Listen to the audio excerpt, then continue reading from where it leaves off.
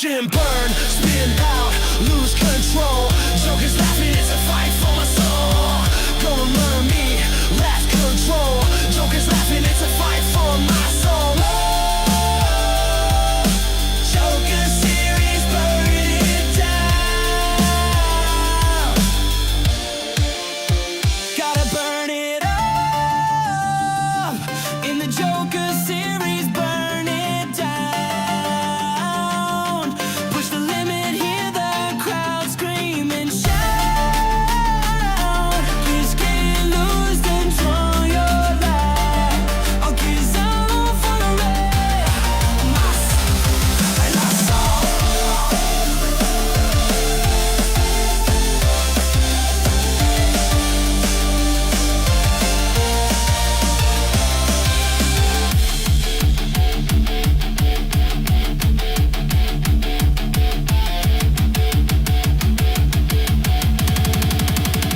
Gotta burn it up. In the Joker series, burn it down. Push the limit, hear the crowd scream and shout. People shouting out to fire loud. I can't say it for more. So warrior.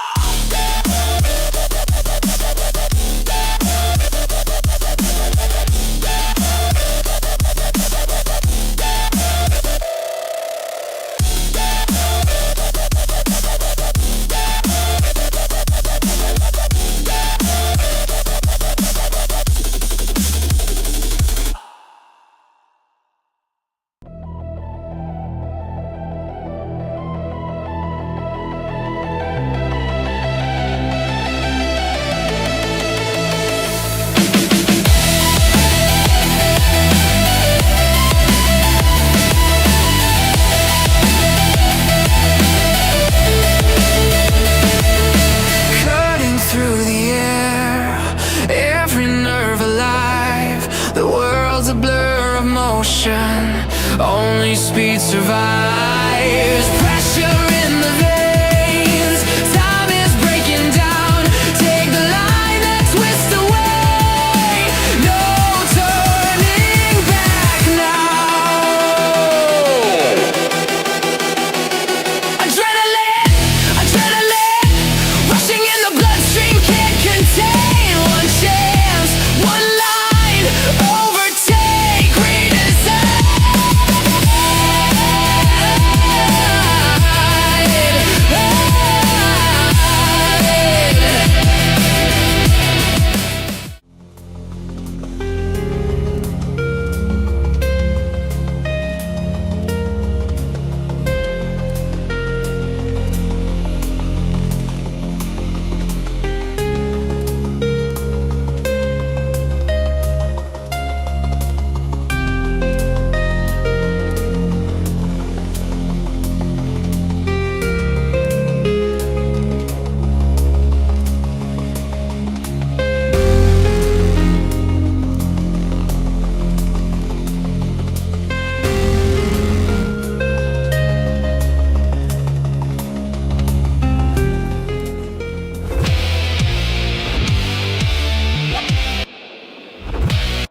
One twist, one trick, one path that breaks the map. The fool with the crown takes the Joker lap.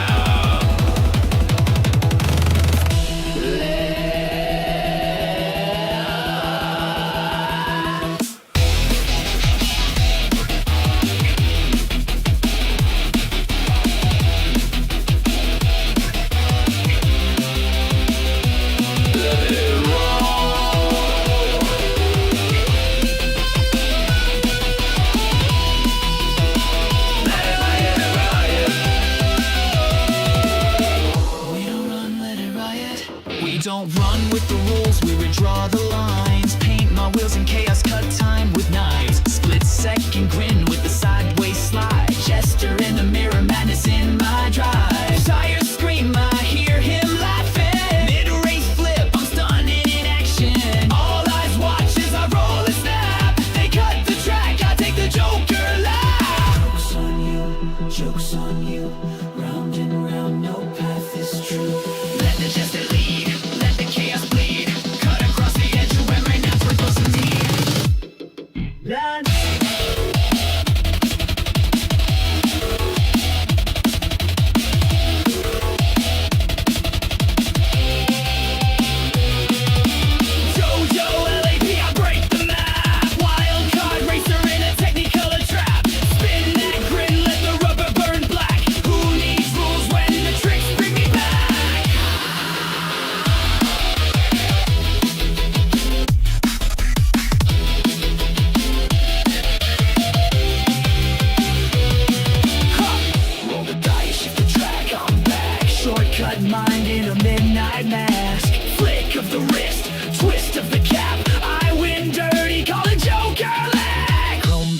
bang from the rear view mirror. Every move I make cuts close to fear.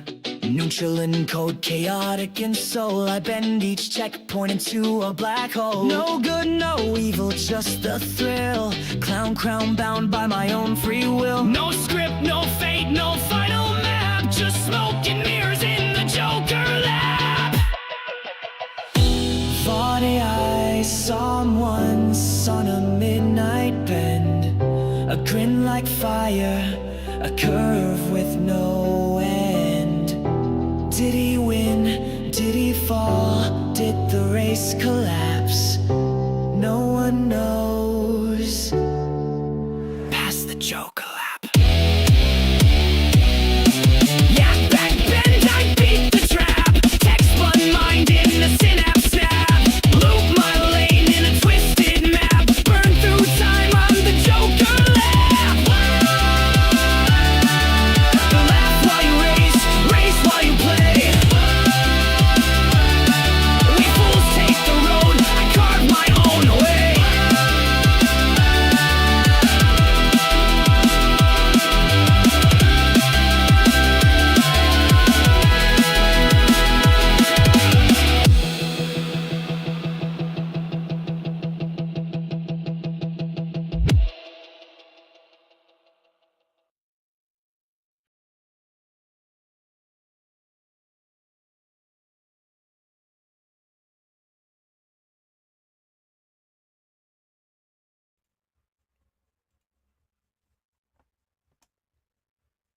Hello, everybody, and welcome to the fourth installment of the Salamander Racing Joker series. We have got an action-packed set of races for you guys today. I hope you're excited. I'm excited. First and foremost, I want to thank VKG for that sponsored or gifted membership that we've already dropped in the chat. Thank you very much for that, sir. With that said, we're going to bring in our fellow hosts here who are going to help me out. You guys are all familiar with the one and only T-Case. What He is going to be joining us for this broadcast. Hi, T-Case. How you doing today? Oh, I'm doing fantastic, sir. Oh, T-Case, are you on mute? No. I'm not. I see my thing going in the bottom. Or maybe you're muted in the Discord, because actually it looks like you're coming through on OBS. Yeah. No. I'm not muted at all. Maybe I'm having a technical malfunction on my end. That's what we love about streaming. That's probably what's going on. Hold on. Yeah. Hold on they one can second hear me. while we figure out my technical difficulties. The joys We of could running hear a each other podcast. up until now. When you not sure turned why the that- monitor off for the video, did that turn monitor off for you hearing us? I guess you can't hear me, so there's You know no what? point I'll in do me it talking to you. Sorry, folks. Littering I'll say and something. littering and. Hello, hello. All right, this is going to be troublesome because I can't hear T-Case. What is going on? I'm gonna type in the chat It was literally working a few seconds ago. because you muted the video for us.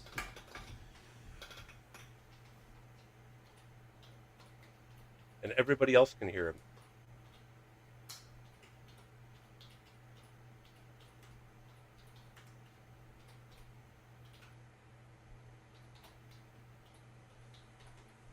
Well, you know what? What we'll do here is let's bring the second commentator in and see if we can hear him. So our second commentator, you all might also know, is our friend Toon. Hi, Toon. Welcome to the broadcast. How you doing?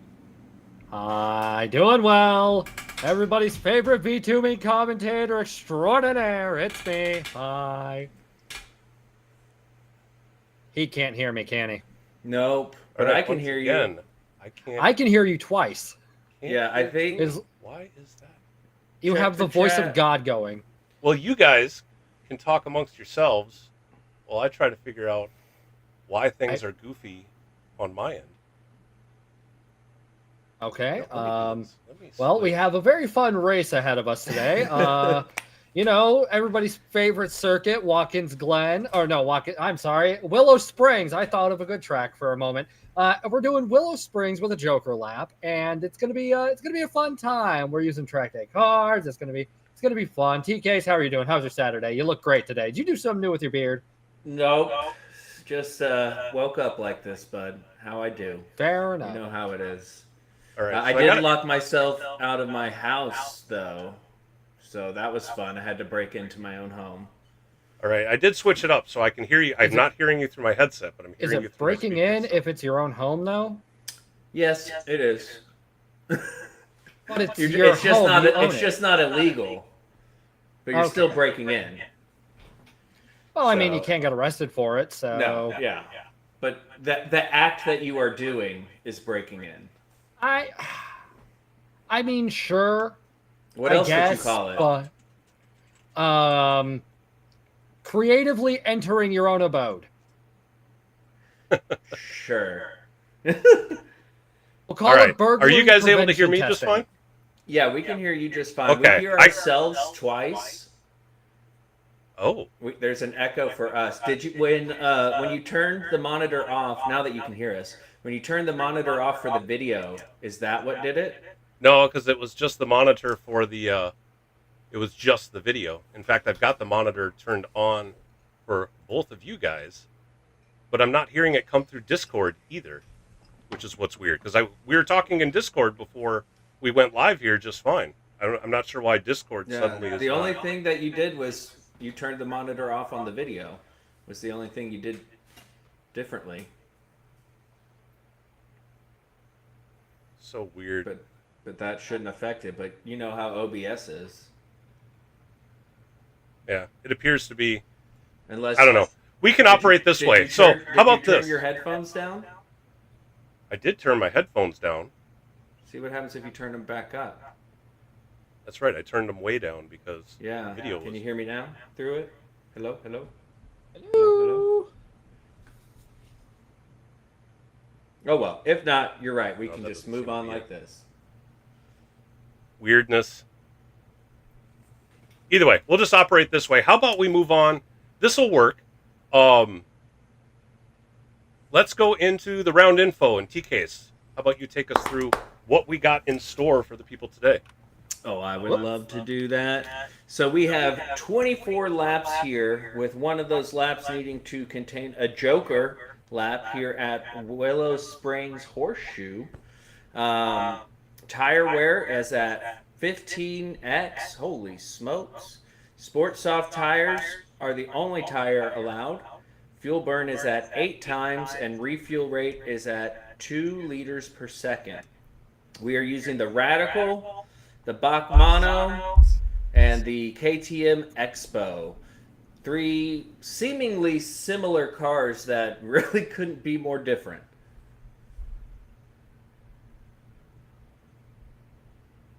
All right, and with that said, let's go to what the keys of this race are going to be. Number one key to this race is to stay out of the dirt. This track doesn't have much as far as runoff goes. Like, you go off the track, you get in the dirt, and you could be in there for a while. So the first key to the race is just to simply stay on the track, stay out of the dirt. Second key, and as I pointed out, these 3 cars are very different, is know your gearing, because all 3 cars you're going to be using different gears on entry, on exit, on the straights. It's a fun basket of toys to play with, but knowing your gearing is going to be key to be quick around here. And the third key to the race is definitely focusing on your handling. This is a very slow-paced layout to this circuit. Sport soft tires, so you've really got to take that into consideration.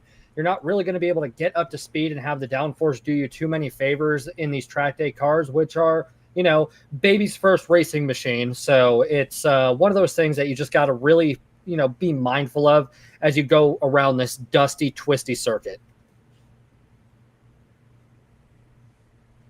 Yeah, and with that said, I mean, TKs, can you talk a little bit about what kind of strategies we might see unfold given the Joker lap, how that's going to play into what these guys are going to try to do today?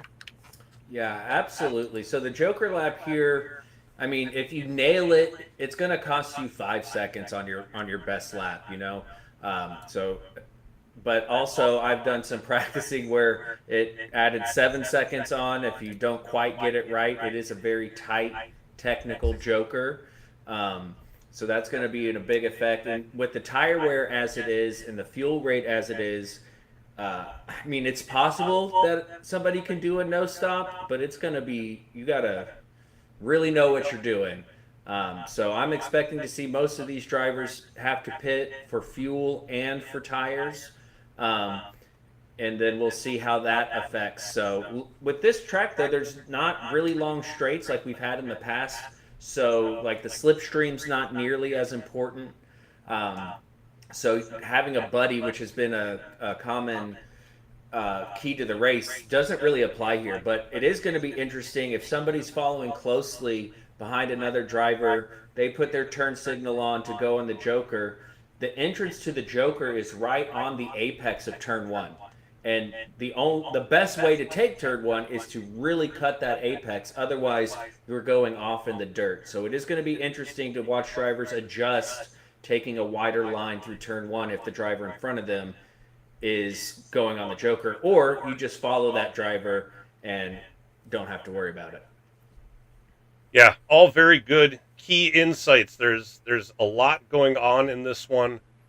There's a lot of strategy certainly involved, and with both the pit stop and the Joker lap, and this being such a tight track, passing is going to be difficult here. Some drivers may have to utilize both the Joker and the pit stop in order to get some passes done, either by doing like the undercut or the overcut or something like that. So I certainly see that factoring in as well. All right, with that being said, I'm going to go now have a chit chat with the drivers before we get this underway. So I'm going to leave it to you two. Good luck on the commentary today, and thank you. I'll give you the countdown once we are ready to go. Once we're ready to go green with qualifying. Sounds good. Thanks, Al. All right, good luck, guys. Well, Tune, I did some practice of this yesterday. I did all three cars, and it was actually a lot of fun. I was shocked at how different all three cars were. I really was. You would think, being, like you said, three kind of baby track day cars, that it would be very similar, but it's quite different. Did you happen to have a chance to run any of this? Or I know you've driven these cars before. I have driven these cars, just unfortunately due to the new job and new overall routine I've been thrown into. I did not get a chance to practice, but I do still vaguely remember how these cars handled, and unfortunately Willow Springs is one of those tracks that really sticks with you whether you like it or not. So going through the Horse Thief Mile, especially in machinery such as this, it is going to afford some very interesting racing. It's going to afford some rather close racing. And did you touch on the overall potential time loss from the Joker lap that the drivers will have to contend with as well as they go through this race? Yes. Looking at about anywhere from, I would say, 5 to 10 seconds. If you nail it, 5 seconds added onto your time. And with 2 liters, as far as the refuel rate goes, that's pretty slow. So I imagine, I didn't test how much a pit stop would lose. We're going to find out. But it definitely is going to lose you a lot. It's a long pit lane. And another funny thing about this track, I don't think it's as big of an issue in these cars, but if you're not familiar, you can easily accidentally go into the pits thinking you're staying on the racetrack, because the pits are right on the exit of the final horseshoe. And it is very easy, especially if you're trying to go side by side, perhaps you're on the outside, to end up just going straight into the pits, and that's going to hurt you. It looks like they're gearing up for qualifying now, so let's head over to the track and see what these drivers have in store. Now, the qualifying is 5 minutes, and they do not have to take a Joker. So this is strictly just who can get around Horseshoe Mile in the quickest fashion. Horse Thief Mile. I've been saying horseshoe because there's a bunch of horseshoes in it. Who named it Horse Thief? That was dumb. Come on, people. Oh. You had an opportunity here. And if you're stealing something, why would you go in this zigzag? You're not going to get away. Serpentine maneuver, shake off the local Mounties, I guess. I don't know. In a flat open desert. Listen, it's California. They do things differently. California thinks they run the world on health and safety and all of that because everything has something listed saying known to the state of California, like they're the final authority on stuff. But anyway, let's focus on the drivers on the track, shall we? So we've got Josh Moment right now, driving what appears to be the Crossbow, and is getting very squirrely. See, that's what I was talking about. You got to be mindful of these tires. But TK's, with the fact that there's no Armco, there's no real force field, and there's also no, safety barriers, do you think the potential to run off in a car that is really like what we see with Slick back there? Taking out some signs. Do we think that'll be commonplace for the race once we get into the full festivity? Absolutely, especially there in turn 1. That's the one where you really need to cut the apex to carry speed, and if you don't, it's so easy to run wide. And then most of the sides of this track are sloped, like there's a ditch on either side, so it's really easy to literally get sucked out off the track just by dipping a toe too far. And this section here that Josh just went through, really difficult. I ended up hitting that water tower multiple times as we see Better Dan flying off the track and into the wall, resetting to the pits. And that's what I was talking about. Trying to carry as much speed as possible through there doesn't always work. We got a replay here as he comes down. There's the pit entry, trying to carry as much speed as possible. One dip, runs a little bit wide, unsettles him. Another dip, and there he lost it right there into the pit exit barrier. There are only 2 walls around here, and the wall penalty does come into effect. Okay, I have to object with the wall penalty on a moral standpoint. Where is the potential for wall riding in any part of this circuit? It's just to punish you for your mistake, to add insult to injury. Make you feel like poo. As if the damage wasn't enough. Polyphony, why do you have a wall penalty? If you're so angry... and there we go. Fernando hits the wall as well. But if Polyphony is so butthurt about the potential for people, wall riding and trying to get, like, an unfair edge, maybe you shouldn't have made a racing game, because deep down, racing is a cheater sport. What do you think after races, drivers go and drive over the marbles to put some extra weight on their car? It's all about going as far as you can without getting caught. Josh Moment is really doing a good job. 7/10 up on the rest of the field. Looking very nice in his Expo. Getting the tires a little bit on the dirt there. Slowing it down. Interesting using second here. That's what I was talking about with the gearing. Some of these hairpins, depending on what car, I was going down to first and exiting in first, others second, others in third, just depending on which one it is. It looks like Josh, as usual, has it figured out. Curious if anybody's going to be able to top him. His 53.438, Better Dan currently in P2. Looking smooth as he comes around to start another flying lap. Most likely going to be everybody's last lap here. The clock is running down. Stay on board with Better Dan and see if he's able to improve. I do love that livery. You know me, the more color, the better. And he is coming around, I believe, a timer mark there, and he is down 1.5 tenths. So it's kind of hard to find time in this last sector. I don't expect Better Dan to improve. BKG is only 7/10 off of Josh at the moment. See what I did there, Josh? Well done. a comedian and a commentator. He's got 2 of the 3 C's, so now we just need to make him a cook, and we'll see where he can go there. Then you will be part of the triple C royalty like myself. There you go. Oh, well, I was a mellow mushroom pizza baker.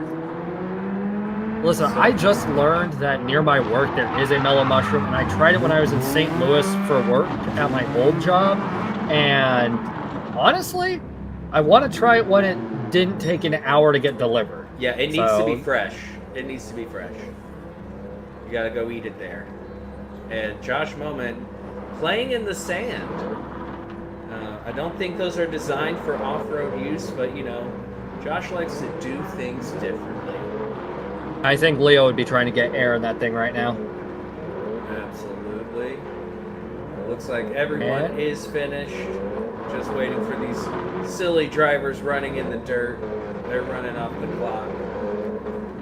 So it's looking like we are going to have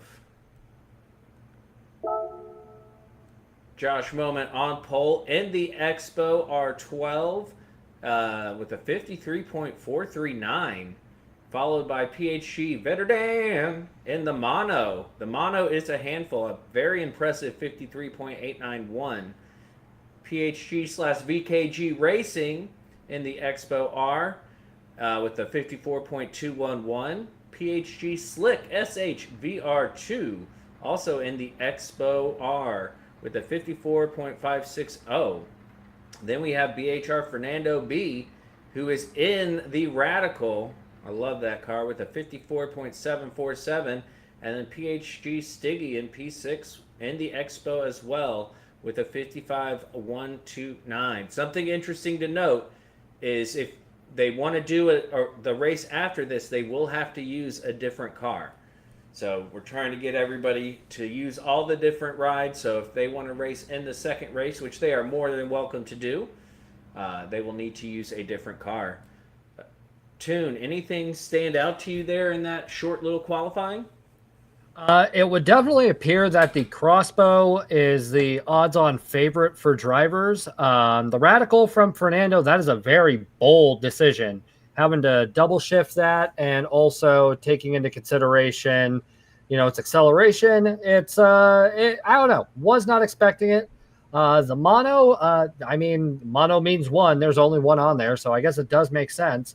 But yeah, I would say the Crossbow seems to be the odds-on favorite for these drivers, which does also beg the question of what are they going to do for the next race should they decide to, you know, go and race in another stint.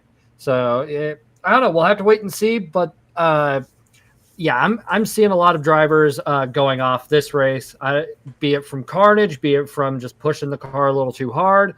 But yeah, everybody's going to do a little bit of rally crossing on this one, Joker lap notwithstanding. Yeah, indeed. And it's going to be hard, especially like really the only way to overtake around here is to do a dive bomb. I mean, it's a really narrow track, so most of the time we're going to see it going into these tight hairpins, and it's really hard to be on the outside. It's really easy to just get kind of not physically pushed off, but just trying to leave space. You end up running wide on the exit, and that can cause some serious problems. But I think we'll definitely see that turn one chaos, and then where we saw Veterdan go off in that final sector coming down the pit straight. It's not straight at all. It's actually very curvy. So the pit curvy section to the start-finish line, I think we'll see some good stuff on there. But 6 drivers on the track this small, it should stay pretty close. One thing to remember is you're not allowed to do the Joker on your out lap or on the first lap. So you can't do it on lap 1 and you can't do it after you come out of the pits. You are, however, allowed to do it on an in lap. So if you know you're already going to pit, you're going to lose time there, you can plan on doing your Joker at the same time and kind of kill 2 birds with 1 stone if you want to. The Joker is very tight and technical, so doing that on really worn tires might not be the best idea, but I know several of these drivers have been practicing, so they probably have a good strategy in mind. Looks like we will be getting starting soon. Looking forward to that. seeing you know what I didn't pay attention to is how these cars accelerate from a standing start. You did mention the Radical being a double shifter, but on this one you rarely get out of third gear, maybe into fourth. So I don't even know that the double shift will come into play, but I'm not sure how it's going to affect as far as acceleration goes on this start. Yeah, it's going to be tricky for the drivers, especially those that do hop in the Radical. It's just a slow-paced track, and yeah, to get every ounce of power out of that car, you're going to have to double shift. Now, I mean, first you go from first to second, then you go from second to fourth, and then fourth to sixth. But I don't know, we'll just have to see how it shakes up for these drivers as they are now getting ready to start their race. Nice little rolling start action as they head up to the start-finish line. 6 drivers on track, mercifully for them. If this were 15 drivers, this would be a car wreck immediately. But now the race is on, and looks like we've got Josh Moment leading the charge right now, coming into turn 1, and they're already, feeling a little frisky, dancing with death a little by getting really close to that edge. Oh, and it looks like Josh Moment lost a little bit of control there, and that gives Better Dan the opportunity to close the gap, but it looks like Josh was able just to pull away.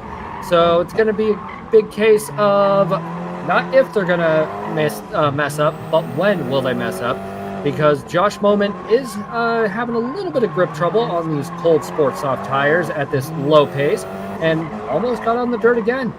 Now, Vetterdan, on the other hand, is in not a super fortunate position, all things considered, but he is in a slightly better position because the acceleration on that BAC mono is better than that of the crossbow ahead of him.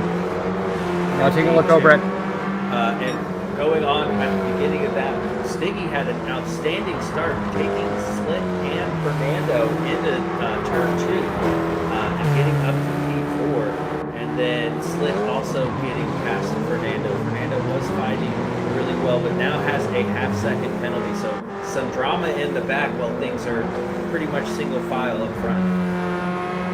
Yep, and while everything is starting to kind of settle in, everybody's getting their bearings, who's going to be the first one to take that Joker lap? That Joker lap would be something you would want to get out of the way early.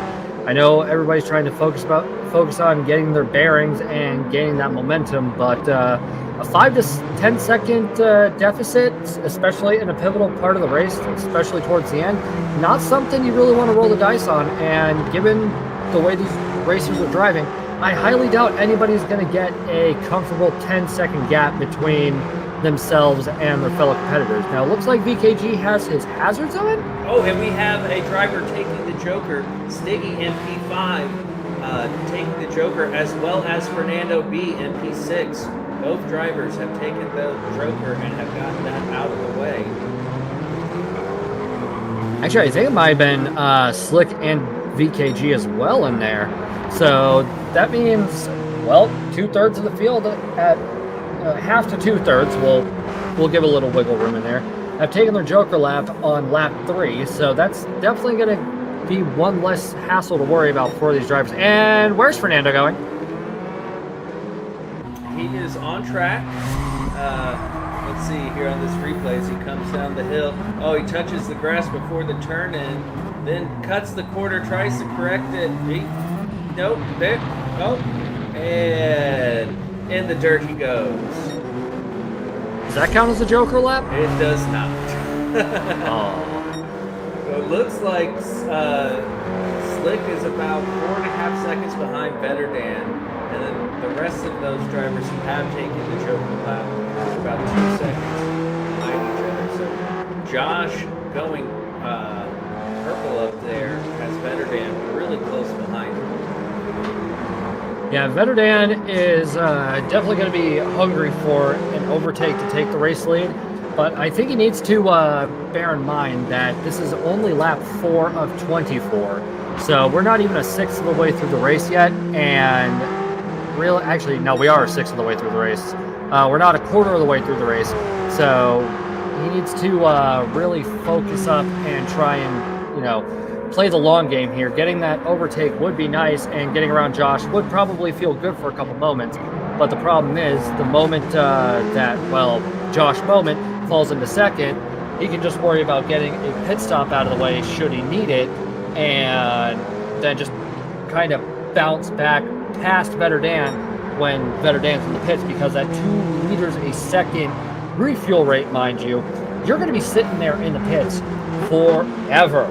That is a very long pit stop, and really, if you factor in the cars, the Joker lap, as well as the refuel rate adding to the pit timer, everything in this race is pretty much telling you this is not going to be fast, and it is going to artificially feel a whole lot longer than it actually is. So these drivers might be thinking they're on lap, I don't know, 7 or 8 by now, and later on, that concept of time, just due to how slow everything is moving, is going to really, I don't know, give them a little more fatigue in a sense, not so physically, but more mentally. I don't know. It's a psychology game at this point. Yeah, I get what you're saying there. Now, one thing to keep in mind, it is a very slow refuel rate, but they won't have to fill all the way up. And it is possible, if it's fuel mapping and shifting magic and just magic in general, to do a no-stop. You can make some of these cars last. So, to pit, when they do pit, they shouldn't have to fill up all the way. So that's definitely beneficial as far as not losing too much time. But it's still going to be slow, like you were saying. Now, as we take a look on board with Vetterdan, love the track day cars, by the way. Great to race in first person, especially if you don't have a VR headset like myself. Not for the lack of trying on the PDX teams, and mind you, they were very passionate, we'll say, about racing in VR. But the cockpit view on these track day cars, absolutely immaculate. You can actually see everything, and it makes racing in first person, worth it without a VR headset. Yeah. Now, taking a look at Josh Moment, this has proven my point even further. Look at all that clear sight line. You're not sunk into the car. You can actually see what's ahead of you. It's just good racing. Now, Josh Moment did get squirrely there, so he needs to maybe ease up, or honestly, I don't know what could have went wrong there. Maybe it was just a little exuberance, or it could have been the tires. I mean, they're starting to show a little bit of wear. And these drivers are favoring a clip in the dirt. Now, you won't get dirty tires from that because it's not all 4 tires. But factoring in just the amount of dirt spray and everything and the inherent dusty nature of this track, we're only 8 laps in. We're a third of the way through, but I think we're going to be seeing some more carnage here in the next, I don't know, give it 6 or 7 laps. We might be seeing more drivers off, especially as these tires start wearing down and the car starts getting lighter. We're at lap 8, and Josh Moment's already at almost half a tank. So, that's going to shake up the pit strategy quite a bit, isn't it, TKs? Yeah, indeed. And I think, they can, if you're going all out in that car, you're looking at maybe 18 laps on a full tank. And the tire wear actually isn't too bad, but you do start to notice that as we see Vetterdan late on the brakes, coming in close to Josh Moment there, not quite able to pull it off. Josh getting a better exit. But you do start to notice that on these slow hairpins, you really do need that front end grip. And like you were saying, they are dipping their toes in the dirt, and that can unsettle the car because there is a big lip from the concrete to the dirt. And so, especially through that final section, that's where you see them getting squirrely because they are cutting those corners ever so slightly. But Vetterdan doing an excellent job staying on the back of Josh Moment. Josh Moment has performed very well in this Joker series so far, and it's good to see him getting challenged like this. I wonder if Vetterdan is just going to wait and do the Joker when Josh is going to do it, or does Vetterdan, you think, have a strategy in mind? Honestly, it's hard telling because racing strategies can change on a dime. You could be thinking about going one way, then 1, 2, maybe 3 bad laps, or somebody's performing a little bit better than you do, and so it kind of throws a wrench in everything. So honestly, I'm not going to try and predict a racing strategy because, as NRL has shown us, I can be wrong many times, and I don't think I've I don't think I've successfully called a strategy. I'd have to go back through the broadcasts for all 6 seasons. But yeah, that's just taught me to not really predict or bank on somebody doing a specific strat and instead just letting it play out and kind of have that element of surprise in a sense. Now, Josh Moment is is it me or does it look like he's slowly losing? Oh, never mind. Never mind. Vetter Dan went off and is spinning and oh my god, he saved it. I think we should get a replay of that. All right, TK's walk us through this. Yeah, so we got Vetter Dan. He's already lost time to Josh a little bit. Josh cutting in tight, getting a not as good exit. Vetter Dan just too much on the power. That mono is very tricky under acceleration, especially in the lower gears. And thankfully, he kept it going in the right direction. Did lose quite a bit of time, and now has to think about Slick behind him. Yeah, and Slick is seeing that as a golden opportunity, and Vetter Dan's probably kicking himself a little bit just due to the fact that he lost so much ground over that little incident there. And Josh now taking like the Joker lap, which has allowed Vetter Dan to catch back up, evening the playing field. Slick also taking his Joker lap. So that makes me think VKG has not taken his Joker lap yet. He and Slick were very close together. So now I believe we still have Vetter Dan and VKG needing to take their Joker lap. No, I am very much inclined to agree with you on that one. And yeah, Vetter Dan now is back into the slipstream range of Josh Moment. We're just ending the first half of this race. But yeah, Josh in the pits. Josh is in the pits. All right, so Josh goes into the pits, and now we got Vetter Dan jumping up into P1. Is this a good opportunity for Vetter Dan to go get his Joker lap out of the way? Because it looks like Slick is also going in there. Vetter Dan is definitely sitting better in the fuel department than VKG is. That's probably just one of the benefits to the mono. So the tires are looking good, the fuel's looking good, but he does have VKG about 3 seconds behind him, but VKG did get a teensy bit squirrely coming out of that little hairpin. So I don't know how much time VKG can close between himself and Vetter Dan. Now VKG, mind you, is a very talented racer. You can find him on YouTube over at Viking King Gaming. And I'm just curious to see how this is going to shake up, because Vetter Dan is now the only person who, well, no, VKG hasn't yet. A lot of people are taking Joker laps. There's a lot going on here, folks. Yeah, it's just VKG and Vetter Dan still needing to take their Joker. P3 through 6 all have taken their Joker and have all pitted. So Vetter Dan and VKG need to do their Joker and they need to pit. So that 12-second gap that VKG has on Stiggy is going to go away. Honestly, you were talking about a no-stop earlier. The way Vetter Dan's I see in the chat VKG did take his Joker on lap 3. Okay. So we missed that one. So wow. Good on VKG. All right, so then that means Vetter Dan is the only person who has yet to take his Joker lap, but Vetter Dan also is actually sitting in a more favorable position, if I'm honest. Everybody in the chat was saying how the Mono is the superior car made by BAC, formerly owned by Aston Martin, mind you. So excellence all around. Vetter Dan's taking the Joker. All right, so Vetter Dan will be taking his Joker now. That will propel VKG into first place. But given VKG's tire and fuel, honestly, I'm thinking Vetter Dan might try and no-stop this. We're on lap 15. He's only a little under half a tank. VKG might be able to do it too, though. VKG, I think, can do it on fuel, but his left tires are at 50%.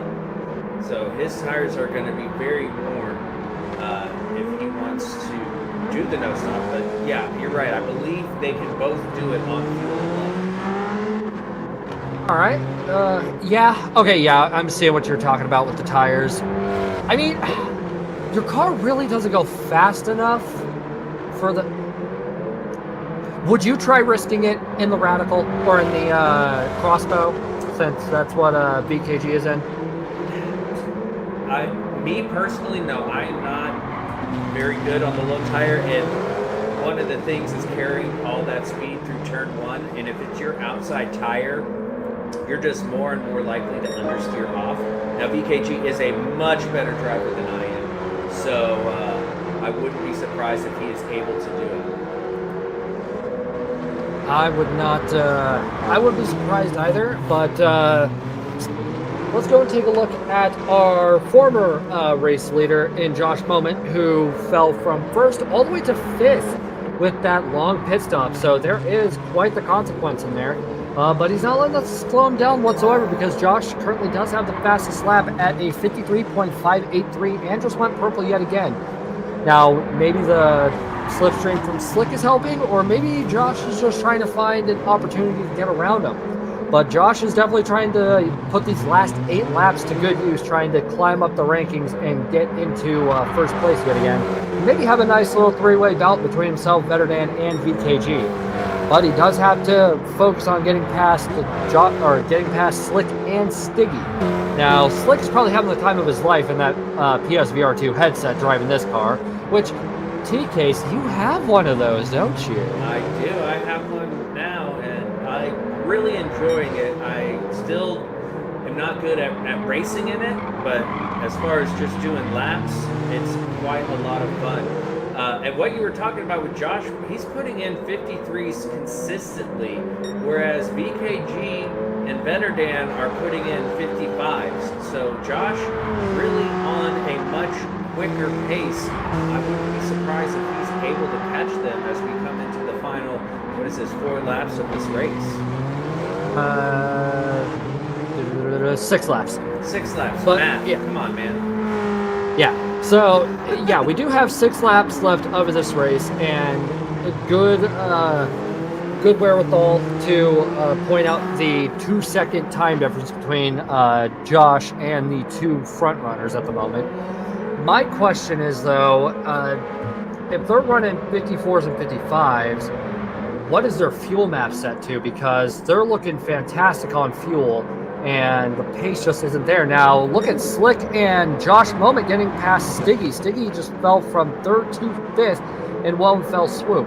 His tires aren't looking great, and the fuel tank is looking a little sparse, but it's looking like the front runners are on the fuel map strategy. Didn't really see any short shifting.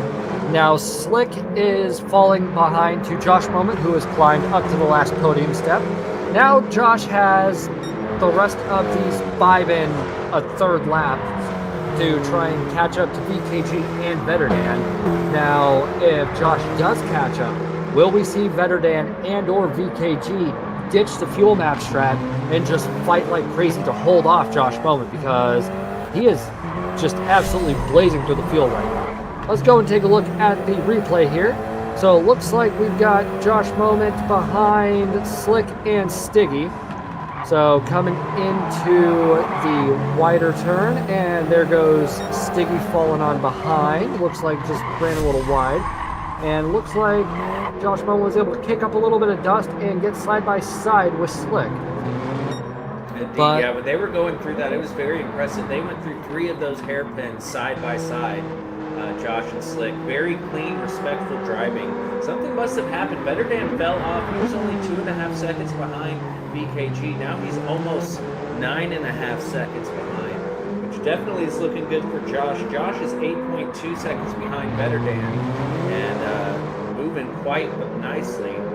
I'm imagining now at this point, both BKG and Vetterdan are committed to the no stop, but oh man, BKG's tires do not look good. No, BKG's tires are looking, well, there's no way of sugarcoating it. They are looking horrible at the moment. He's got 3 laps left to try and run those tires, and honestly, I think he can do it. I think he can do it. Because he wouldn't be doing this if he hadn't practiced it. So, I mean, if he's committed to the no stop, if he's committed to tires like this, yeah, he's gonna run the no stop, and he'll probably burn up the remainder of his tires on the final lap. Now, Vetter Dan, on the other hand, has quite a bit of work ahead of him. Looks like actually looking a little bit worse in the fuel department than VKG was, unless I'm seeing things there, TKs. Yeah, just a little bit, but it's plenty of fuel to get to the end. I am concerned with Stiggy, who is flashing red. He is also committed to the nose stop, and he's short shifted. What that noise was? Sorry, he's short shifted and just doing whatever he can to get this to the end, but it's going to be tough. It is definitely going to be tough. Now, I am curious what's going on with Fernando Button in the back, because I don't think we saw Fernando go into the pits either. No, nope. He did. He did. All right, so... He pitted with the first group that pitted. Okie dokie. Thank you, TKs, for refreshing my memory on that one. So, looks like Fernando's trying to catch up to the rest of the field at the moment. And speaking of moments, dear old Joshy boy is closing in on Vetterdan.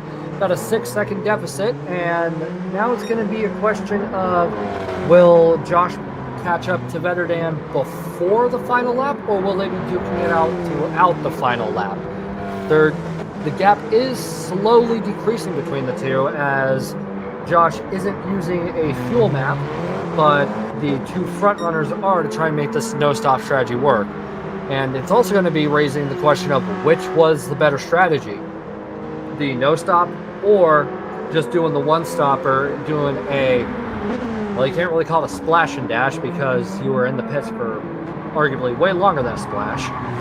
So, oh, and it looks like Fernando has overtaken Stiggy, who is really in poor shape in the fuel department. So taking a look at the replay here, looks like Fernando was behind coming through turn 4 and just had a little bit more speed. I'm not sure if Stiggy is out of fuel or if Stiggy is just playing it a little more conservatively at this point. Yeah, he's playing it very conservatively. He doesn't have the same grip that Fernando has, so accelerating out of the corners is tricky. And I think what's happening is the strategy, if you're able to pull it off, like VKG is doing, is the no stop. If you're not able to pull it off, it is not a good idea, as we're seeing with Stiggy. But VKG on his final lap, making it look easy. I mean, his left tires are not doing well. Vetterdan also on his final lap. It doesn't look like Josh is going to catch him. So VKG and Vetterdan showing that the no stop is possible, and it is faster. Indeed. So I guess for those of you watching and considering joining either of these two splits up ahead, possibly more depending on overall demand, then you might want to quickly learn how to do the no stopper, because it will be your best friend. Now take a look at VKG as he comes across and takes the split 1 victory. Congrats to VKG for really a fantastic showing in that KTM crossbow, and hats off to Vetterdan as well for showing a nice and beautiful exhibition of the beauty that is the BAC Maono. And well done to Josh Moment for clawing his way back up to that final podium spot. That will leave Slick coming in P4 with Fernando in P5, and Stiggy will be, Stiggy will be here eventually, because Stiggy is out of fuel. What a good race, though. Yeah, it was. They stayed really well together, especially, I mean, VKG coming home with the win, excellent, but I do love how Vetterdan just really secured that P2. It seemed like it never really was going to go away from him, so very impressive race. Yeah, and honestly, we had a good, a good showcase of how much of a double-edged sword a no-stopper can be, but we can touch on that in just a moment. So taking a look at the classified results, we have PHG VKG Racing coming in P1 with a rather dominant showing in that KTM Crossbow R2012 with a total race time of 22 minutes, 4 seconds, .244. Now, coming in close behind by a 5-second deficit, somebody who was really on VKG's hind end for a good portion of that race, PHG's Veterdan in the BAC Mono 2016. Coming in third place will be BHR's Josh Moment with also the fastest lap at a 53.293. Making our way down the grid, we have PHG Slick SHVR2 in the KTM Crossbow, followed by BHR's Fernando Button in the SR Radical 3 SL 2013. And rounding out our grid, and unfortunately running out of fuel, is PHG Stiggy in the KTM Crossbow R12. Now, remember, if you decide you want to come and do another split, you have to change your car. So for Veterdan, you have to get off the Golden Child and go get onto another car. For all the other drivers in the Crossbow, and especially that Radical, well, you can breathe a sigh of relief. You are getting a much better vehicle now. Excellent, excellent, excellent. And apparently VKG did 100 laps yesterday. You are a man of dedication. I respect you, sir. Yeah, incredible. So we need to pick a driver of this split, and it's hard to argue with VKG. He moved up 2 positions, pulled off the no stopper to perfection. You have another driver in mind, Toon?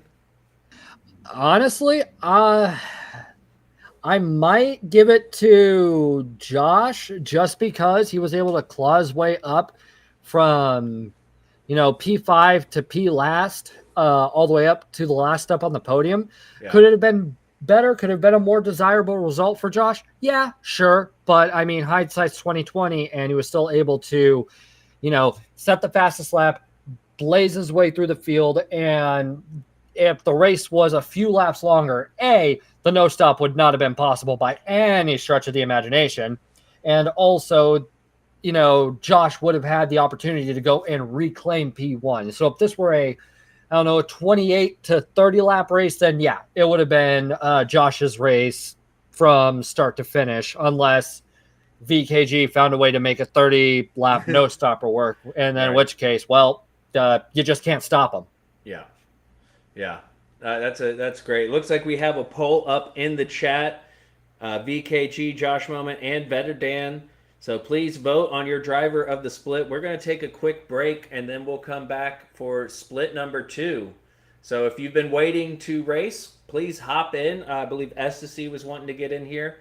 So hop in the lobby, and we'll be getting ready for the second split shortly. Change your car if you're coming in for a second one.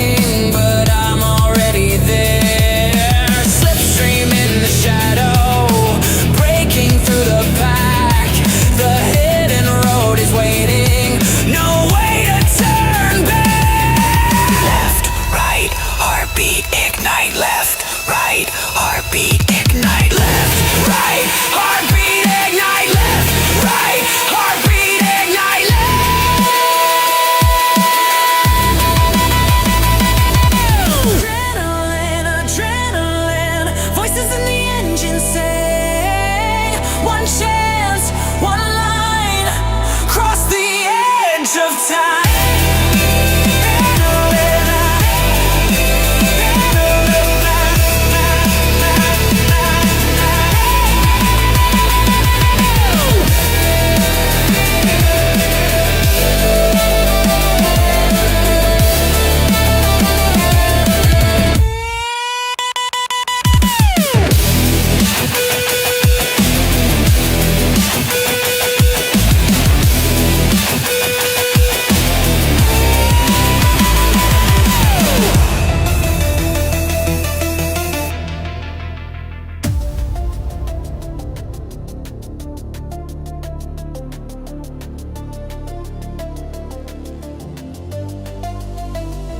Gotta burn it up, in the Joker series, burn it down. Push the limit, hear the crowd scream and shout. No surrender, no fear, we're tearing up the ground. The Joker series, we're lost but never found. Burn it down, yeah. Burn it to the core. Rev it up, leave them begging for more. Joker's calling, feel the rush, no doubt. In the series, we burn it down.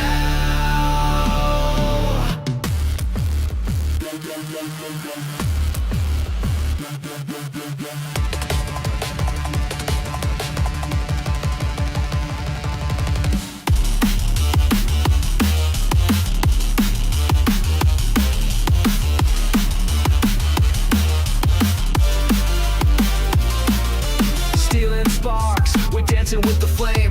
Every corner's deadly, but we play the game. Joker's rules, no mercy, no disguise. See the hunger for the win in every driver's eyes. Wreckage in the rear view, ghosts on my tail.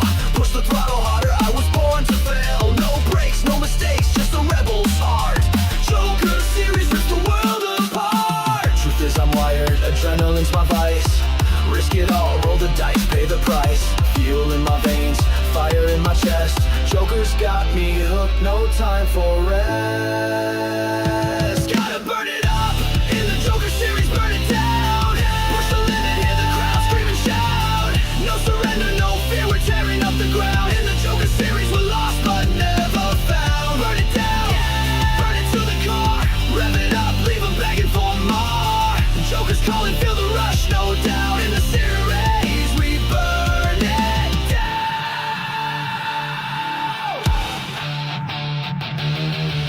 Crash and burn, spin out, lose control. Joker's laughing, it's a fight for my soul.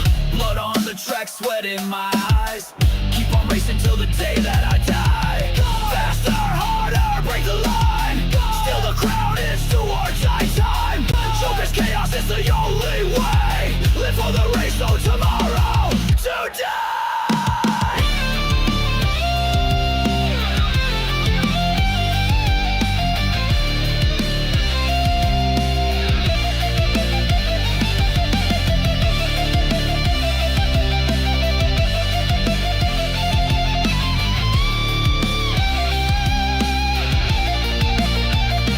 Gotta burn it up, in the Joker series, burn it down. Push the limit, hear the crowd scream and shout. No surrender, no fear, we're tearing up the ground. In the Joker series, we're lost but never found. Burn it down, burn it to the core. Rev it up, leave them begging for more.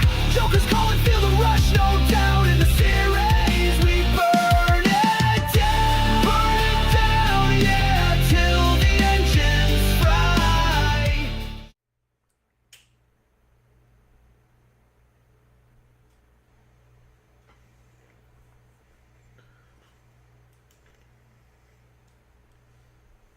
Can All you hear me right. now?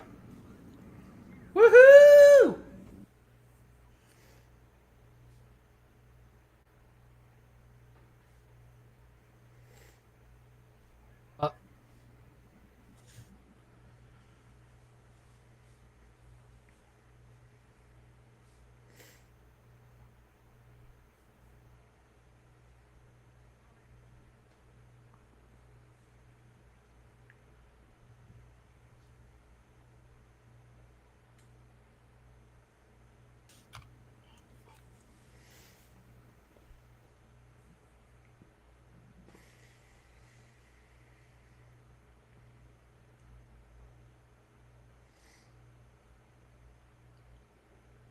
And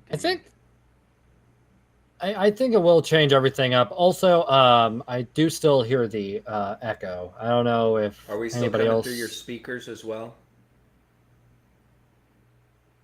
Yeah. Oh, Sal, you're muted. Huh, but we can hear Sal. Oh, We can. I was just saying that I got all the technical difficulties out of the way, and then I forget to come off mute. So I can hear people in my headphones now. Yes. But yeah, now we can't. Now, okay. Now I have to figure out why there's the echo coming through, because you guys only have one.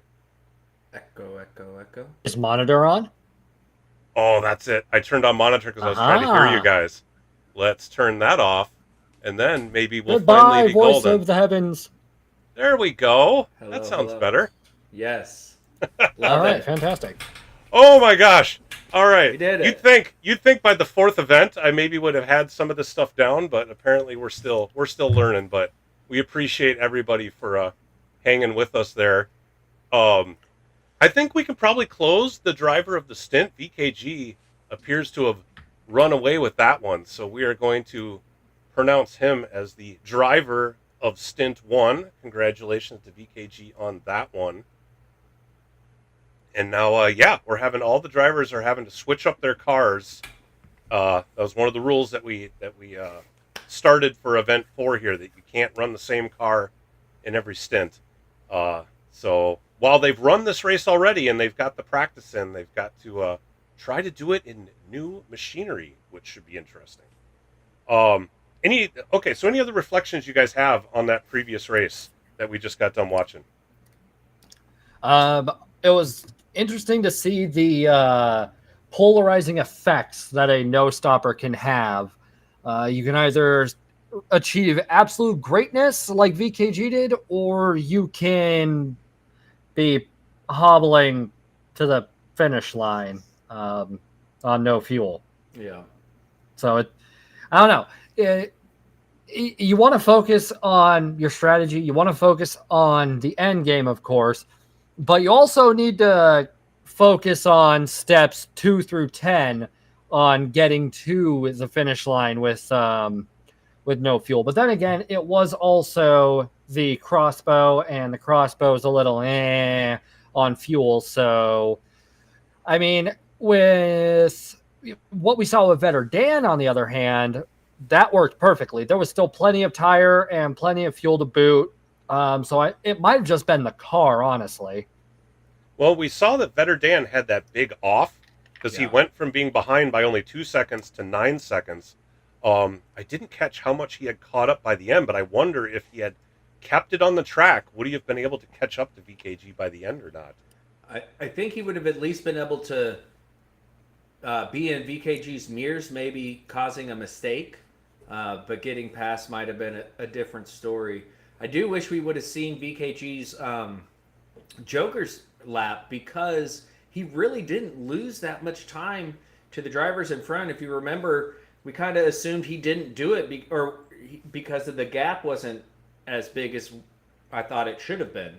So he must have really nailed that Joker lap, which makes me remember, Sal, did you happen to save the replay?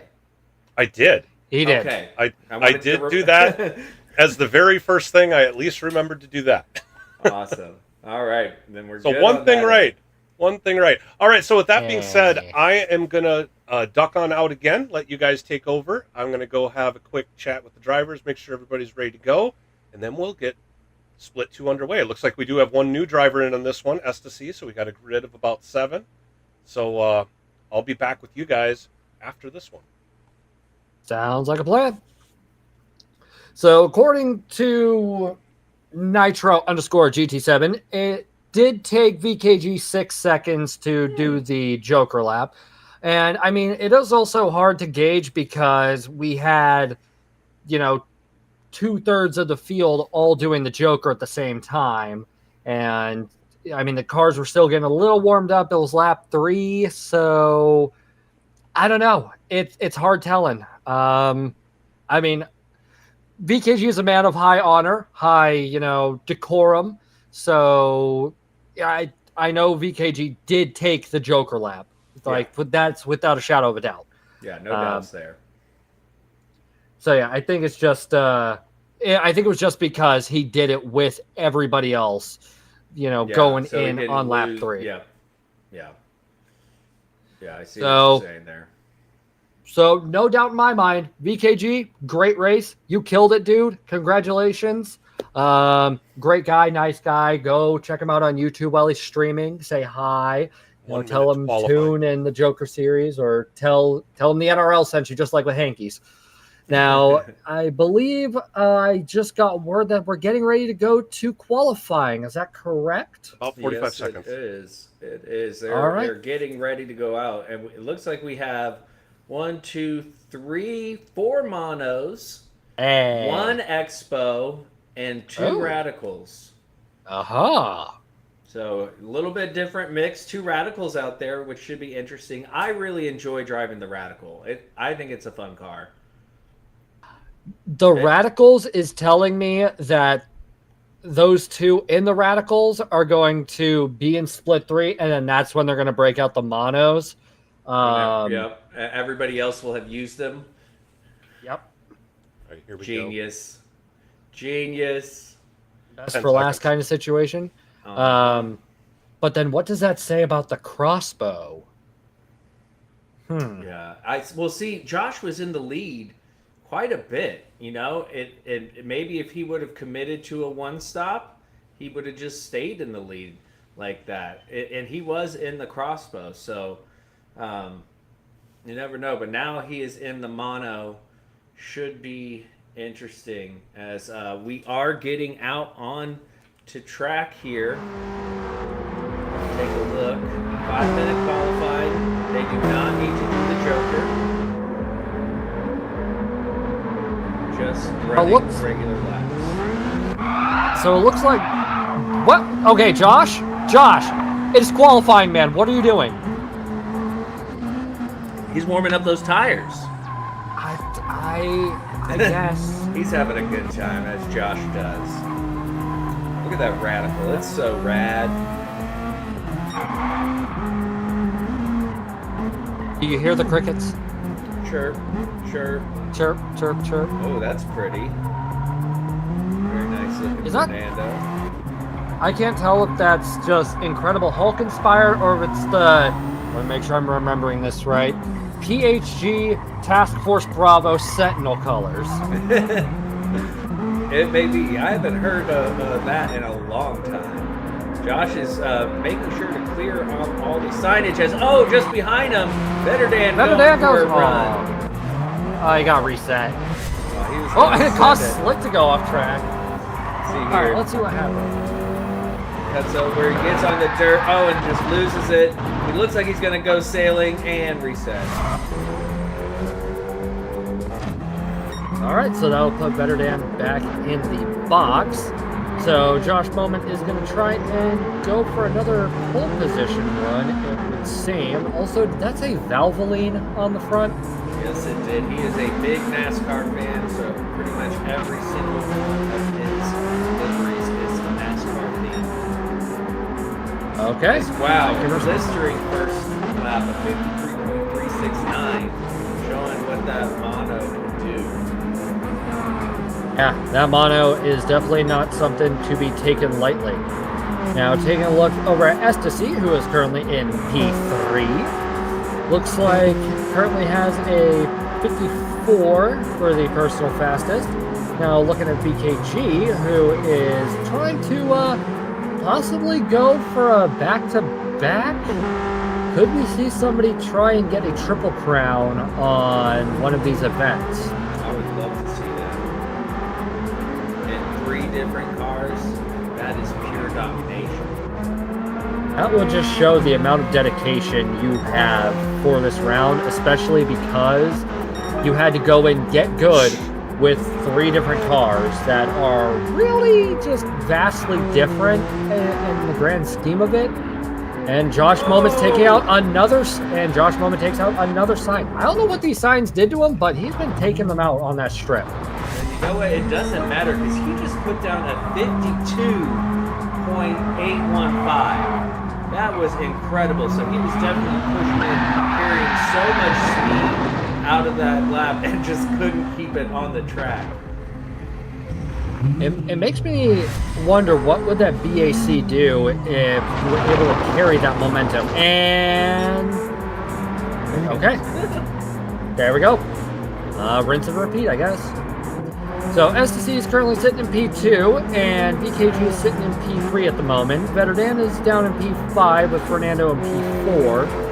We've got Slick in P6, and Stiggy is rounding out the grid at the moment. So we've got STC coming around, and looks like down about 0.3 of a second at the moment. Also, it just hit me like a brick to the head. Veterdan's purple and green, it's the Joker series. It's the Joker. I get it. It's the Joker. That makes sense. Yep. And his helmet is the Joker as well, I noticed. Oh, it is? I did not see that. Very nicely done. Very nice. I'm much more of a DC person over Marvel, but everybody loves Marvel, so I have to equate purple and green to everybody's favorite roided out scientist.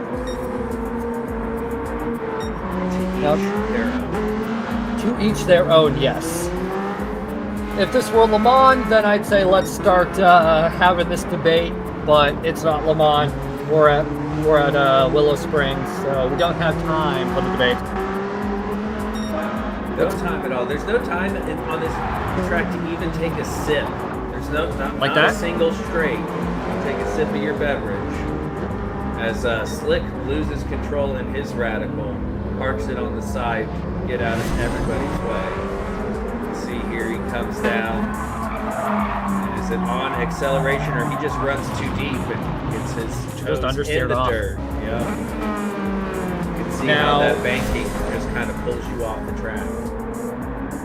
Now, I do want to make note that the BAC Mono does have a horn, and the horn sounds like a foghorn. So if you really want to throw somebody off, hammer down that horn button on your steering wheel. Just throw them off a little bit. You don't need a flashlight. That's tacky. Hit them with the air horn to the ears. That'll throw them off. Yeah, as you see up to P2 with the 53.419, Josh was able to go even faster with the 52.692. He seems untouchable. So if he can make this no-stopper work, I think we got a Josh moment on our hands as we look at these results. Josh moment in the Mono P1. STC also in the Mono P2, 53.419. PHG Vetterdad in the Expo with the 53.599.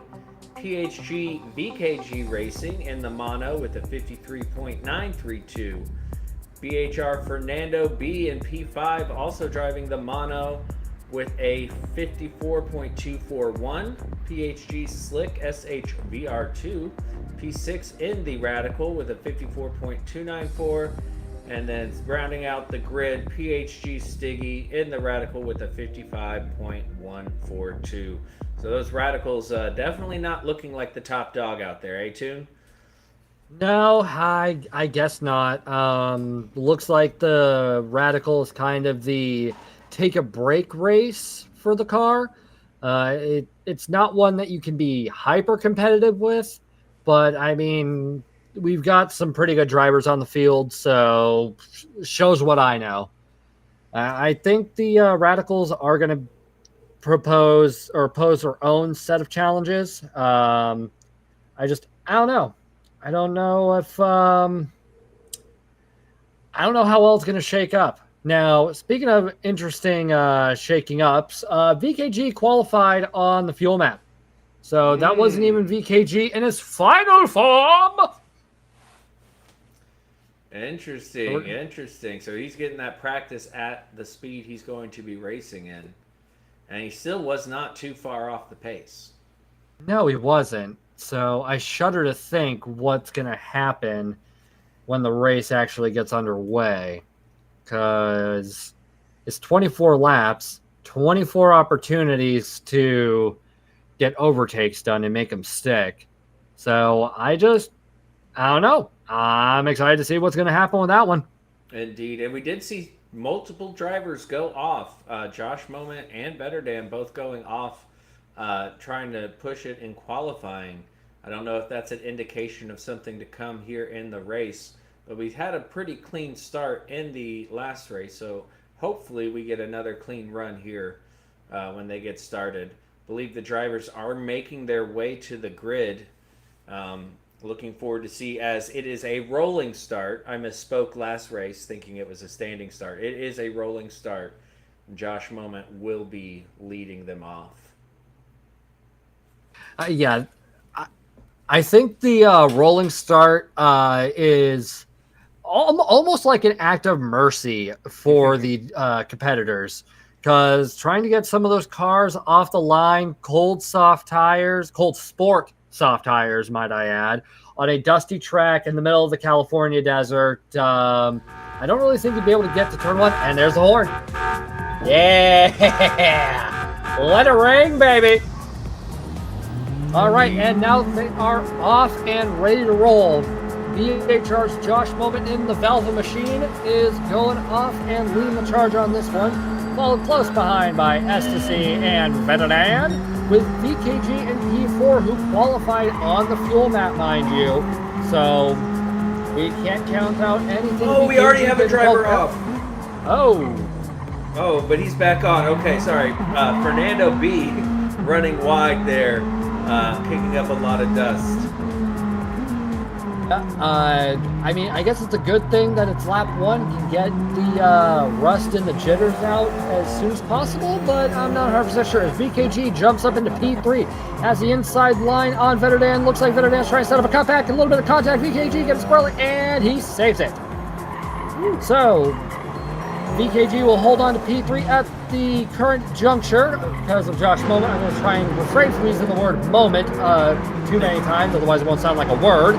So at this point in time, VKG is in P3, and he does have about 3/4 of a second deficit between himself and Josh Moment. As we look at Slick, who is falling right far behind on Stiggy and Fernando. Looks like Slick won't be able to get P5, but they are bunched up like crazy. It is pretty much a BAC mono versus two radicals over there.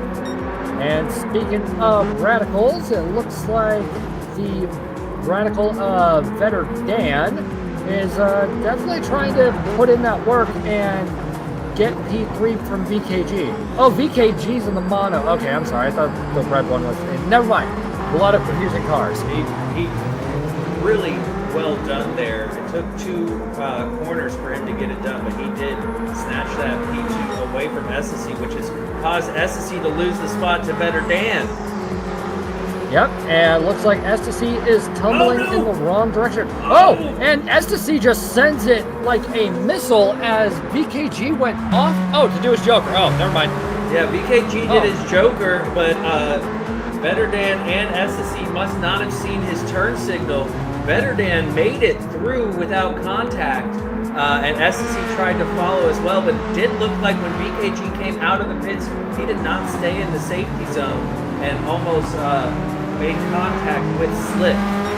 So that was a questionable one for the stewards to take a look at after this race. Do we have stewards? All right, yeah. Yep, and stewards, get on there and take a look at that one. Looking over at P6 with Fernando Button, who appears to be losing a little bit of ground to Stiggy at the moment. I think those two are going to be duking it out for quite a while as we see Josh go and take his Joker. Better Dan opted to not, and it looks like Ecstasy has taken it as well. So that is Ecstasy, VKG, and Josh all currently take. Oh, and Stiggy takes the Joker as well. So that is 4 out of 7. That is over half, since we can't have fractions of people. I mean, we could, but it'd be illegal. So you get what I mean. Josh Moment is in the lead and now has to shake off Vetterdan. Now Vetterdan, again, did not take the Joker lap. So whatever Vetterdan does do will be, accompanied by an asterisk until he takes that Joker lap. And Vetterdan on the horn. See? They listened. I think, they yeah. listened. They did listen. Thank you. Since you're all listening, you look great today. Good racing. Keep it on the track. Oh, Ecstasy goes off going towards turn 1. Can he get back on the track? Oh my goodness, that is a great recovery there. He's gonna lose position to Fernando, but man, I thought he was gone. I did he too. Was gone. Let's look at that again. Look at this. He cuts it a little early, which causes him to run wide way before the turn-in point. And he's just struggling, barely giving it any throttle, just trying to get back on track.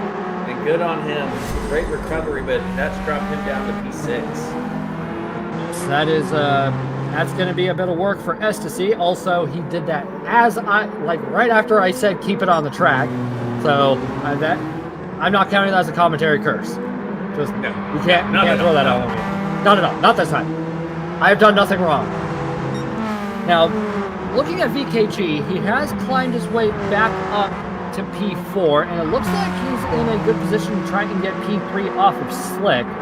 Now, Slick is also going to be having the time of his life on this, as he is, racing in VR, so that's probably got to be a good amount of fun. Now, Fernando does fall back to the back of the grid from the Joker lap, but Stiggy isn't that far ahead of him. So I think we'll be seeing those two going and kind of trading blows again here in the relatively near future as we hit the 1 quarter mark for this race. Now, VKG is tailed up on Slick at the moment, and looks like trying to find an opportunity to get an overtake done. Slick did slam the door into that hairpin. What was that? Hairpin number 1, 2, 3, 4, 5, I guess? And it looks like Josh wants to say hello to our TKs in the booth.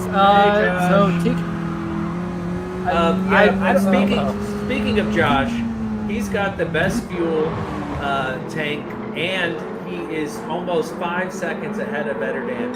He and VKG have about the same amount of fuel. Everybody else on track has less fuel. Oh, okay. So looks like they are the top contenders for the no stopper, as it would appear the no stopper was the more intelligent play, I guess you could say, because it required more forethought into your movements and not generating unnecessary heat such as by braking. And VKG did get the overtake done on Slick here at hairpin number 3. Right up the inside, and they keep it safe, and also a good afternoon to TKs from Josh Moment.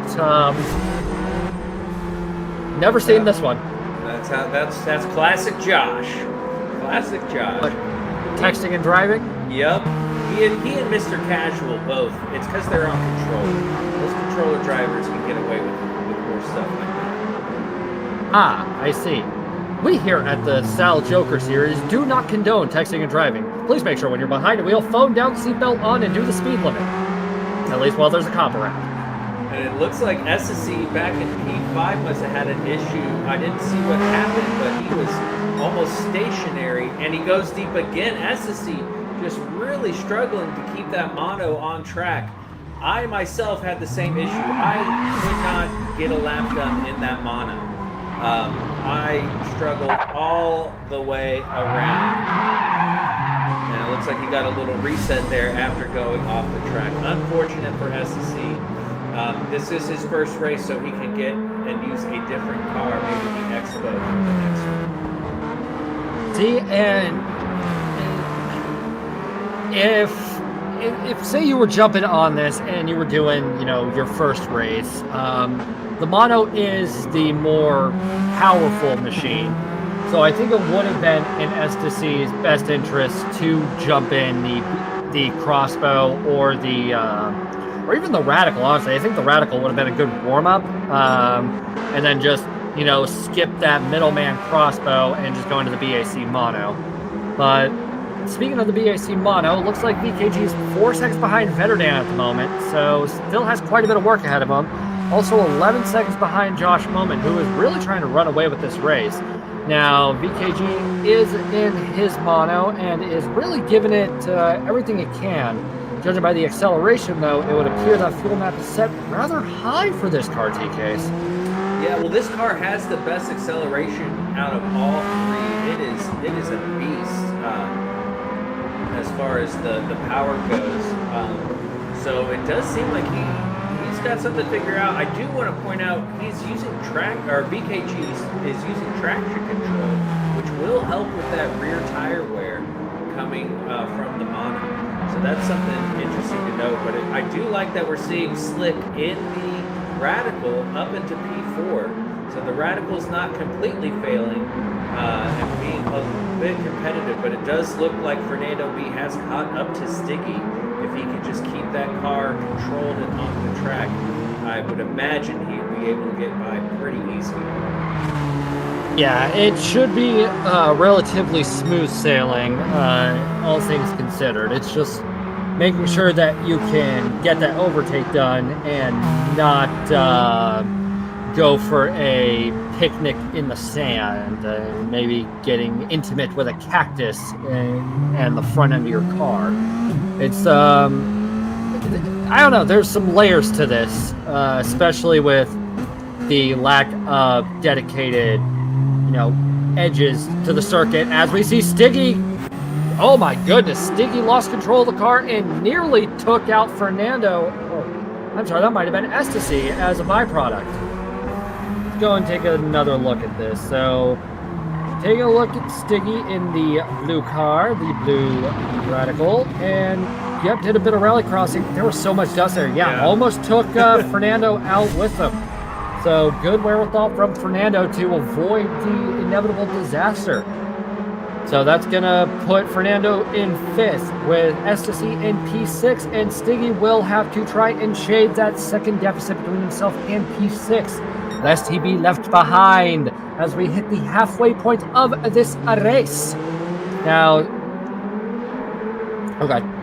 Oh, I was going to say, yeah, and while all that's going on there in the back, VKG gaining on Better Dan and Josh Moment just pulling away. He's got a 10-second gap now with himself and Better Dan, and it seems like VKG is closing down. And Better Dan has his turn signal on NP2. He is going for the Joker. Let's make sure VKG does not hit him. Oh, that was close. VKG keeps it on and goes, and there's VKG up into P2. Better Dan in P3.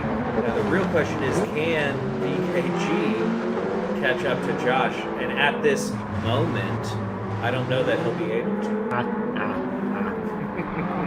Not funny. It looks like Fernando had an intimate meeting with Barry R and a nice chat with the spectators off to the side, picking up front end and front left wheel damage, as well as a 1.5 second penalty. Why? The damage is enough. Because you got to kick them while they're down, too. I mean, yeah, but you can also say that about somebody's grandmother who trips. Wouldn't kick someone's grandmama, so why kick somebody while they're down for hitting a wall? Touche.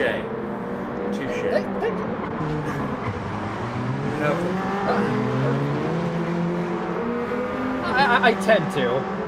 Now, Better Dan is sitting at about 2.5 seconds behind VKG at the moment, and looks like they're going to be duking it out for at least a little bit, but they're really going to want to avoid doing any real argy-bargy, just because that'll just give Josh all the momentum he needs to run away with the race and not be seen yet again by any of the drivers. And with somebody wanting to do a miraculous feat, such as VKG, with going for a potential triple crown, yes, you have to roll the R, make it sound fancy. I don't know how you're going to close the gap on this one, because look at that. Josh is 14.5 seconds ahead of the other two podium runners at the moment. Oh, and no, VKG almost loses it, but he survived. Sorry. That was a close call. Maybe we can get a replay here, and you can see how close Better Dan is now. Watch this as this Maono is so tricky on when you accelerate. He takes the corner just fine, and just on acceleration, even with the traction control on, almost loses it, and that puts Better Dan within striking distance and the crossbow behind him. It really does, and seeing this BAC Maono driving the way it is, and you know, all of the difficulty that these drivers are having, especially in these slower portions of the track. It takes me back to touch on the NRL, the season 3 round 1 race, BAC Mono at night on Trial Mountain. They had the sports medium tires, and I remember being in a party with Brigsby and some other drivers, and mine and Leo's first thought on the combination is this car is too powerful for these tires. Yep. So the BAC is one of those track day cars that only does well on the racing compounds. Now, the Radical, you can get away with the sports tires just because you have to double shift it, and its power band is really weird. So it doesn't try and go like a bat out of hell the way the Mono does. The Crossbow's in that interesting position though. The Crossbow, you can do the sports soft tires and get away with it. Sports mediums, it's a little dodgy. Anything harder than that, just don't even bother. So the Crossbow's technically a road car. The Crossbow, it you is. can go to the KTM dealer, buy, I mean, they mostly sell motorcycles, but they also sell the Crossbow. You can buy a Crossbow, drive home with it. The other two are more, I don't know that they're legal on the street, whereas I know for sure the Crossbow is. They are? Oh no, the Radical and the BAC Mono are also, yeah, they are street legal cars, and I mean, I don't know why you'd want one for the road, but hey, you can do it. So yeah, you can. These are all road legal machinery, and I mean, for the longest time, back when Top Gear was still around, all 3 of these cars were on there. Yes. V3 Better Dan, he was closing in on VKG and did what I believe it was SSC did, but unable to keep it on the track. Oh my goodness, watch this as he comes into turn, like look how close he is, and he can just, he's like, all right, I got VKG, I'm going to get him this time. And just understeers off, and unfortunately gets all 4 wheels off the track, and there's no hope of saving that one. There really isn't. And I mean, we've only got 6 laps left. We are 3/4 of the way done with this race. Would it even be worth Vetterdan's time to try and get off those tires and get new tires if it's going to be a 20-second pit deficit?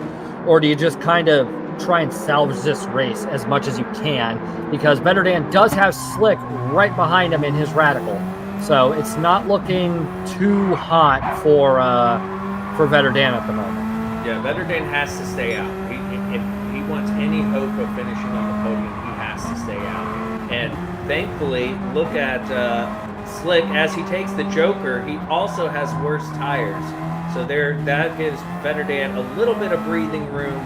And even if Slick had already taken his Joker, his tires were at a deficit to Vetterdan. So I think staying out is where it's at for Vetterdan. He just needs to be careful and hold on to that podium.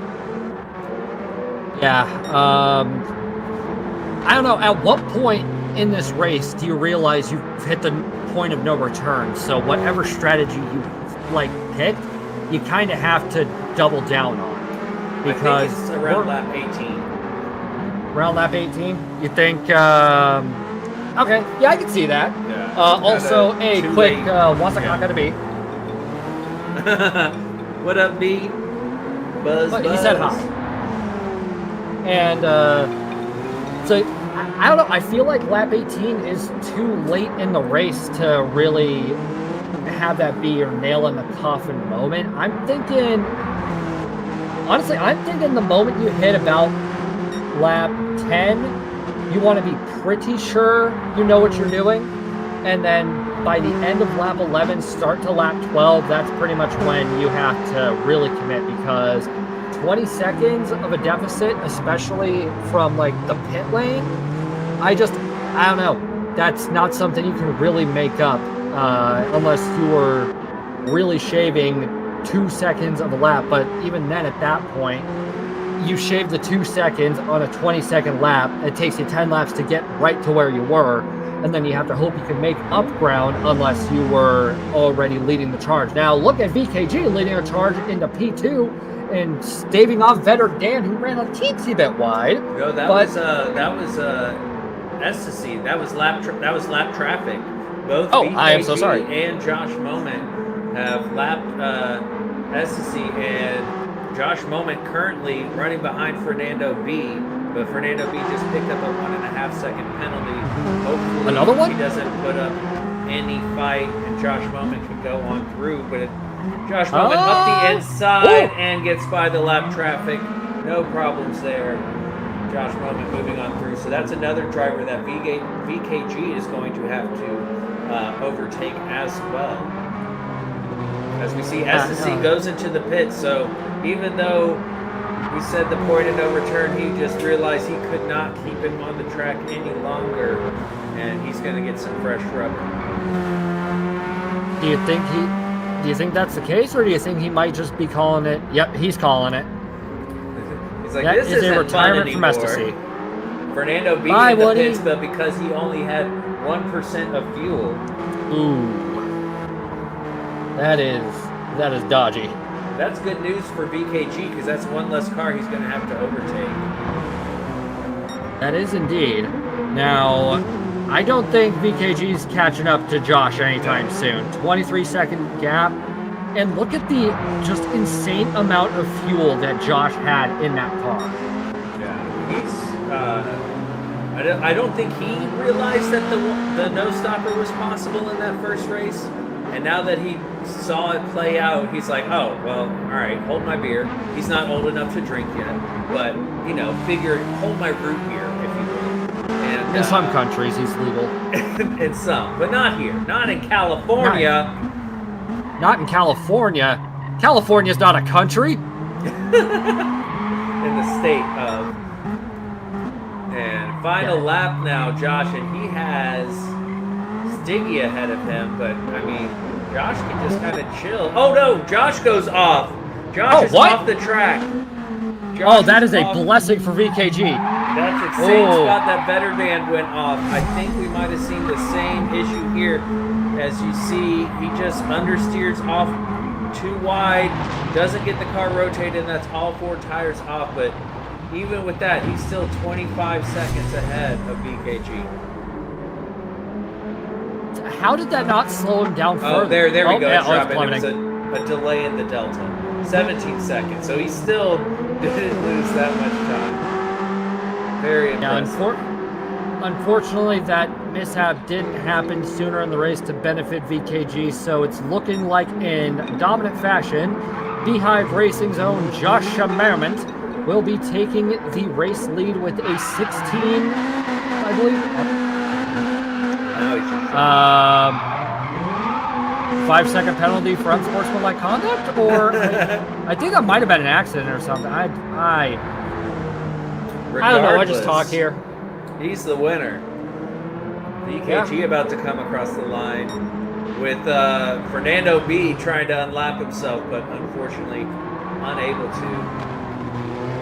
Better Dan looking a little worse for wear. Yeah, low on fuel. That rear tire really worn out, but bringing it home for another podium. So same drivers on the podium, different order.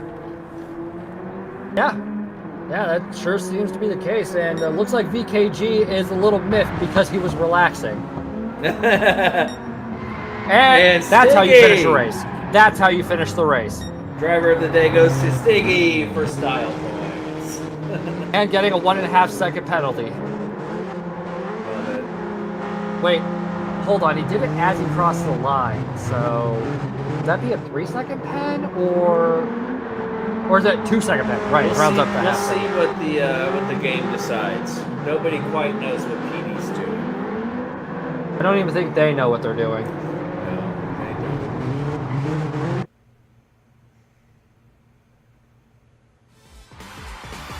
All right, so let's go and take a gander at these results. Josh didn't lose a single step from start to finish, so hats off to him there, saving the replay, of course. All right, looking at the classified results. Yeah, it was a 2-second penalty. All right, well, thanks, BD. So, taking the overall race lead and fastest lap, mind you, will be BHR Josh Merriment, with a overall race time of 21 minutes, 56 seconds, 0.647. So this race was actually 6 seconds faster than the last one. And he has the overall fastest lap at a 53.416. Following close behind in both position on the track and overall fastest lap is PHG VKG Racing, who came in about 8 seconds behind and also had a fastest lap of 53.441. Not even 0.03 of a second separating those two folks. Like, absolutely amazing. Coming in P3 and rounding out our podium will be PHG Veterdan, who came in 24 seconds behind in the KTM Crossbow R12. Making our way down the grid, we have Slick SHVR2, followed by Stiggy running out our top 5 and also getting a 2-second penalty because why not? And then we have lap traffic of BHR Fernando Button, and running out our grid will be PHG Ecstasy. You may have got lap boys, but change your car and get in for split 3 and try and make a comeback. Yeah, dude, I'm excited for the third split because almost all but 2 of these drivers are going to be in the Radical. And that's going to be fun. That's going to be a complete change up from what we've seen. So split 3 is going to be a blast. I mean, is it safe to say that the poll should be our podium sitters yet again? I mean, Josh Moment with a dominant performance, VKG and Veterdan duking it out, trying to make something happen there and keep up. Yeah. I think history is going to give us a hat trick. All 3 of them are going to be fighting for pole, and they'll be starting top 3. But then again, part of me is also sitting here thinking, well, what about the drivers that are going to be in the Radical? Exactly. So... And Josh, VKG, Veterdan. Fernando already used the Radical. And yes. So Fernando and Ecstasy don't need to use the Radical, nor do Slick or Stiggy. So our top 3 drivers are going to be in what has appeared to be kind of the slowest car, barring any mistakes by the other drivers. Right. So I know we might see the grid flipped on its head just because the drivers that were in the front of the pack are going to be in the slowest car now, and the drivers that didn't use the mono, who were in the back of the pack, will now have the opportunity to propel themselves up to the front. Indeed. And we do have the poll up, so please vote for your driver of Split 2. We're going to take a quick break. If you want to be a part of this and don't know what's going on, I believe there is a link pinned in the chat. You can take a look at the website for details. Please join us for this third split. Should be fun. I see we have one new driver joining us, which should be a good time. But we're going to take a quick break, and then we will be right back. So don't go nowhere. Don't you do it.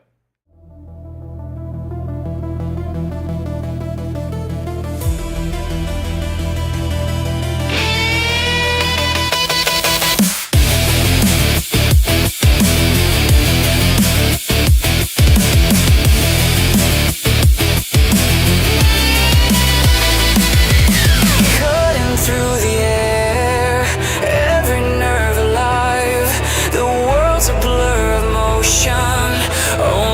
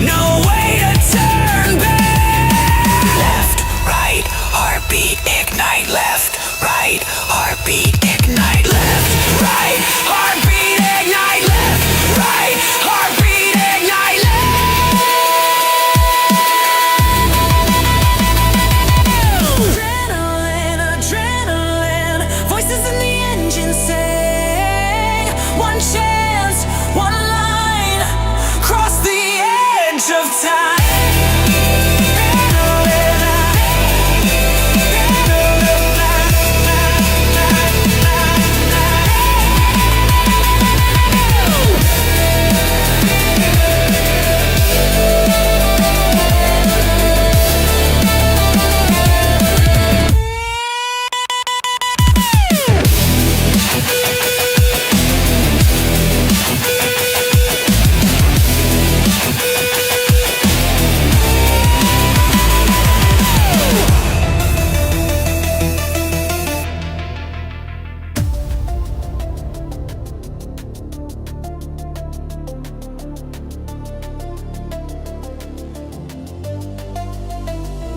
Gotta burn it up in the Joker series, burn it down.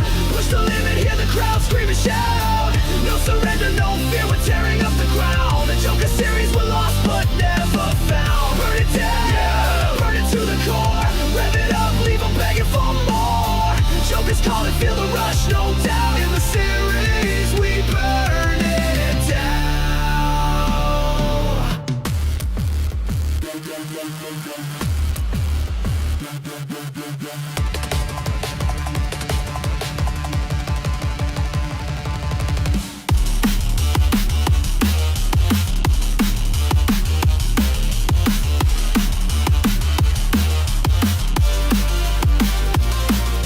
Stealing sparks, we're dancing with the flame.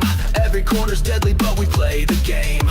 Joker's rules, no mercy, no disguise. See the hunger for the win in every driver's eyes. Wreckage in the rear view, ghosts on my tail. Push the throttle harder, I was born to fail. No brakes, no mistakes, just a rebel's heart. Joker series rips the world apart. Truth is I'm wired, adrenaline's my vice. Risk it all, roll the dice, pay the price. Fuel in my veins, fire in my chest. Joker's got me hooked, no time for rest. Gotta burn it up in the Joker series, burn it down. Push the limit, hear the crowd scream and shout. No surrender, no fear, we're tearing up the ground. In the Joker series, we're lost but never found. Burn it down, burn it to the core. Rev it up, leave them begging for more. Joker's calling, feel the rush, no doubt. In the series, we burn it down.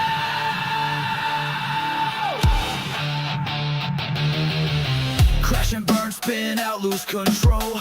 Joker's laughing, it's a fight for my soul. Blood on the track, sweat in my eyes. Keep on racing till the day that I die. Faster, harder, break the line.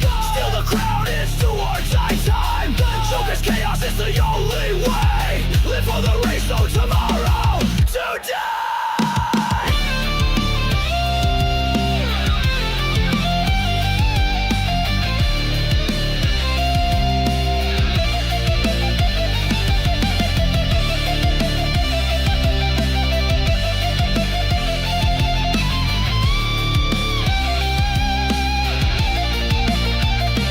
Gotta burn it up in the Joker series, burn it down. Push the limit, hear the crowd scream and shout. No surrender, no fear, we're tearing up the ground. In the Joker series, we're lost but never found. Burn it down, burn it to the core. Rev it up, leave them begging for more. Joker's calling, feel the rush, no doubt. In the series, we burn it down, yeah, till the engines fry. All right, and we are back. We just finished up stint 2. That was a fun race. I think guys are starting to figure out how this all works. It looks like Josh had a pretty dominant victory in that one. You guys have any reflections on the race that we just watched? I did not expect Josh to dominate like he did, but then again, that BAC is it's a machine, all right. Yeah, it's certainly been one of those that if you can control it, it's fast. You just need to be able to control it. And Josh, we know, is a talented driver. I was kind of expecting that if anybody was going to be able to handle the mono, it was going to be Josh, but and he did. I mean, God, he performed very well. Was able to hold on to the tires and the fuel with plenty to spare. You know, made the no stopper work. Yeah, and with that, we saw what happens when you can't handle the mono, as we TK's on saw the two radicals get their ways up there Or did I in lose front of audio them again? because they could not quite handle it.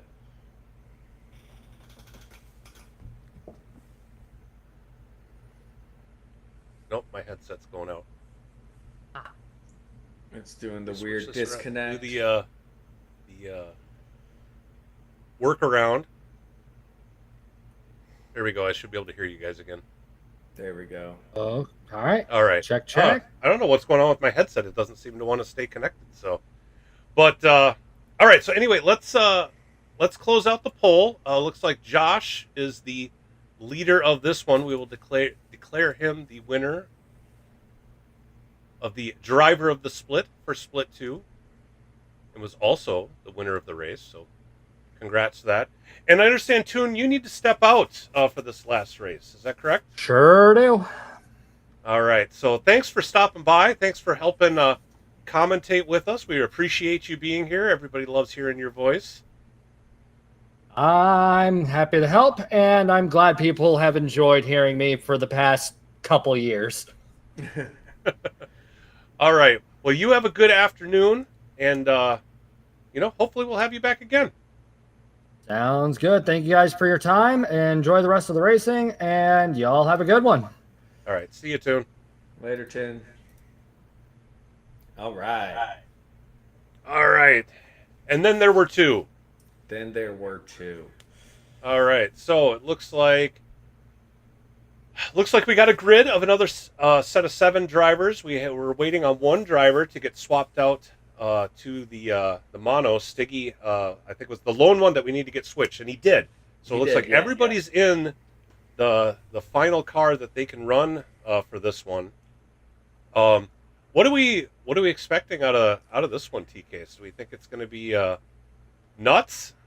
Yeah, it's kind of almost like running a reverse grid. We got the top 3 drivers and arguably the I'm going to put it in quotes, the worst car out there. But there's the 3 of them are so talented that they might still be able to put it on pole. We have 2 Expo runners and 2 mono runners. We know the Expo is probably the easiest to handle and is pretty quick. So it's just a matter of can Slick and Stiggy get that performance out of the mono to really solidify their dominance, or are we going to see a slowly but surely overtake after overtake as the 3 radicals try to move their way up on the grid?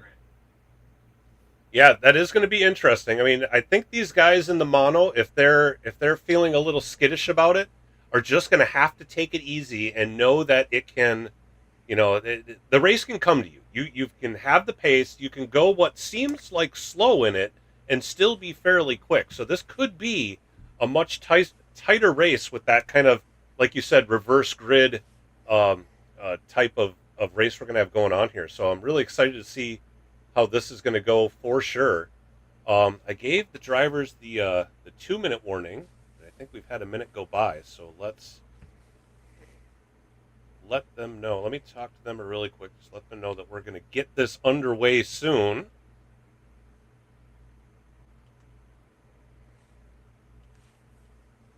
Starting soon for the final race of the afternoon, round 4 of Salamander's Joker Series. This has been so much fun. There are so many more events to go, and I want everybody who's watching to know to stick around after this race, because Sal will be revealing what the next race and combo will be, as long as a kind of exciting announcement, right, Sal? Yeah, I actually forgot to mention that earlier. As usual, we're going to do the car and track combo at the end, but there is another exciting announcement coming along with that that we're going to make at the end here. So definitely stick around. You're going to want to hear this one. So I did see Mr. Racing was in the chat and was hoping to join us. We are only running 3 splits today. I do have a hard stop in some future events. If we do have enough drivers to run more stints, we will. It's just I have something going on after this one, so we were setting the limit at 3 for this particular event. We've been doing 3 in each of the others, so it's kind of the same cadence. But we may do more in the future if we get more drivers. So, Yeah. all right, I think we're going to get qualifying underway. Thanks for that reminder, T-Case. I totally forgot to bring that up. I've been so engrossed in what's going on that I lose my mind. But yeah, let's get qualifying. Well, you're doing a lot. Running the broadcast is no easy feat, and chasing gremlins around in the computers. I'm seeing on my screen people going crazy trying to do jumps on the in the sandbars. But here we go, getting qualifying underway. Let's see what these drivers can do. Wait for these cars to get out on track, and then we'll switch over. Should be exciting to see. And there we go. Better Dan and Josh Homan out on track, both in the radicals. I saw Josh in the chat saying he wants win number 8 for the Joker Series, but he's not sure about this car.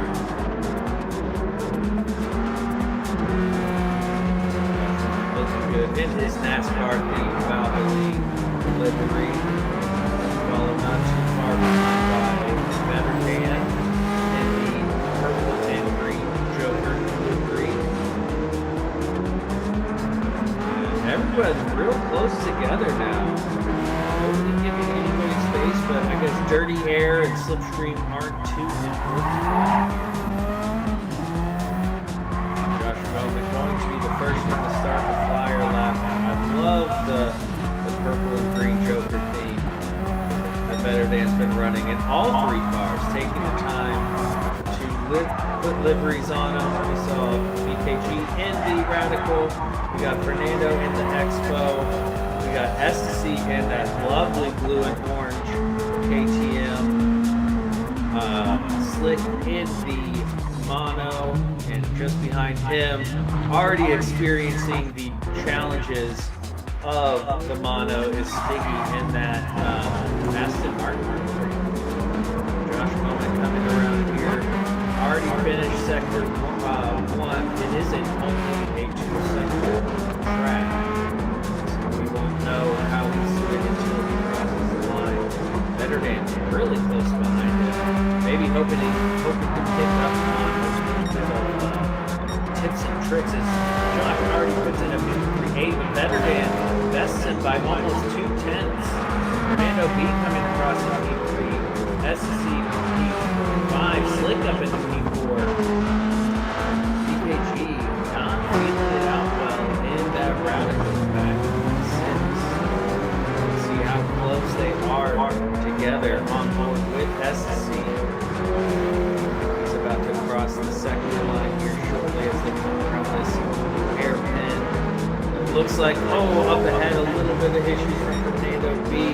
And SC is up almost 2/10 on his previous time. It looks like Better Dan has stolen the fastest lap so far in the Radical. The 53.7. Yes, and he was following right behind Josh Bowman, who's not able to improve, or Josh improved ever so slightly, but not enough to take Better Dan. BKG unable to improve, still sitting at 6.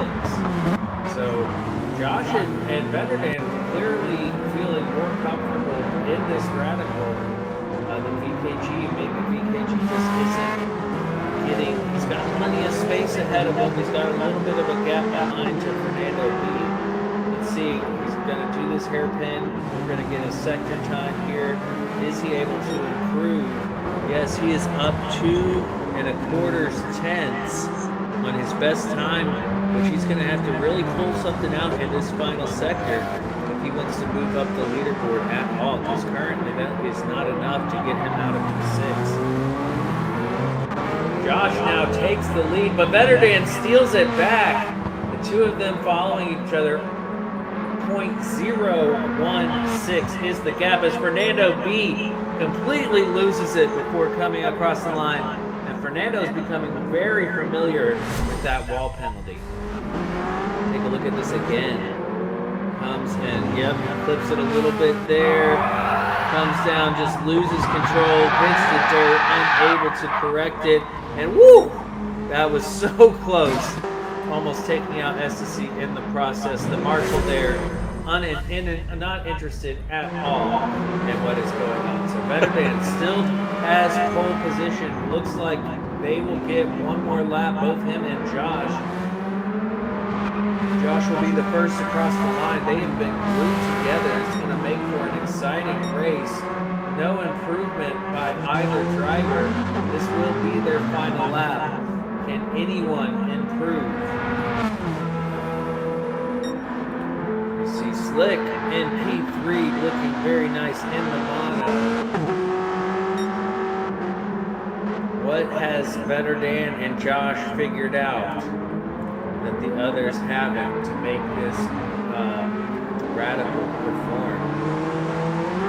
Stiggy MP5 in the mono. You can see how squiggly and swirly that thing is under acceleration. As the back just wants to slide everywhere. I found it best to really quickly shift through the gears just to gain it, and he does improve and almost loses it as he comes across the line. Better Dan and Josh are about to come across the line. It looks like they are staying in position. No change there. Is VKG able to improve as he comes across the line? Yes, he moves up into P5. Well done to VKG. No, Slick out of nowhere. Steals the fastest lap. Oh my gosh. I mean, he's in the mono is definitely quicker, but he was not at the top of the board. It took him a little while to get that car figured out, but once he figured it out, was able to get it just by, like, you know, the hair of his chinny chin there. He didn't take it by much. I mean, those top three, look how close those times are. TK, so let's take us through the results. Yeah, right there at the end, last across the line, PHG Slick SHV R2 in the mono with a 53.386. PHG Better Dan in the Radical with a 53.401. Then BHR Josh to round out the top three. SR3SL Radical with a 53.417. Then we have Fernando B in the Expo R with a 54.143. P5 PHG VKG Racing in the Radical with a 54.256. Then PHG Stiggy in the Mono with a 54.272. And rounding it out there in P7, PHG STC in the Crossbow R with a 54.439. So very tight grid. I mean, just a second between pole and seventh. Yeah, I mean, this is a lot tighter than I was expecting, to be perfectly honest. I think we all thought that those Radicals were going to be starting at the back just due to the nature of how we've seen them race up to this point. But we've got a Radical in P2 and P3 at the start of this, and P1 is not very far ahead. So we know that the Radical is much easier to control, so it's going to be interesting to see if Slick can pull away and stay ahead while still maintaining that pace or not. Yes, indeed. It's going to be interesting to say the least. We've seen it over and over again. T1. Turn 1 is tricky to get, especially once you start getting that tire wear and the race starts moving on. Very easy to run wide. And then we also saw how tricky it is sometimes, if you're following closely, to realize that a driver is taking the joker and can cause a little bit of chaos there. So going to be interesting to see how these drivers handle this one, as it is our third go at it. So the track they are familiar with, the joker they are familiar with, but are they familiar with the car? And just to remind our viewers, the joker lap is one lap of the race, has to use a different part of the track right there at turn 1, a little chicane that they have to do just one time. It cannot be done on the first lap and cannot be done on an out lap. But as we saw in that last race, everybody went for the no stopper. So be interesting to see if that's what we see play out here again. Yeah, we've seen a number of drivers try to get the joker lap out of the way as early as possible. And then there's others that seem to want to wait a little while. So it'll be interesting to see if that strategy still holds or if they're going to switch it up at all. So I think we're about to get this thing underway. Let me tell the drivers we are good to go. We'll get everything set up. Actually, before we do that, I'm going to take one last stab at seeing if I can get my headset working right again. Because it appears to be a Discord issue. Of course it is. Why wouldn't it be?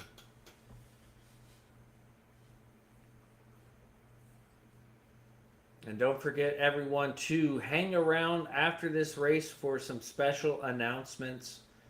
Very exciting stuff for the series, as well as finding out what the next race and car combo will be. Because Sal has found many tracks that allow for a Joker lap. So we'll have plenty more races to come as all the drivers get set to head towards the grid. Yep, we are getting this under the way. I got it fixed. This time I was able to figure it out. So you are back in my ear. Yay. So here we go, everybody. All drivers on the grid. You see there, Slick on pole position in the mono. Better Dan and Josh Moment just behind him. We've seen some pretty good overtakes in the back at the start of this race, so we'll see what happens here as they are go, go, go. And you can see how much quicker the mono is as he just pulls away, battles further back between BKG, Stiggy, and SSC as well, but looking good up front, keeping it clean, and just really pulling away as further on in the background some overtakes have happened. It looks Fernando like shot Fernando up B there.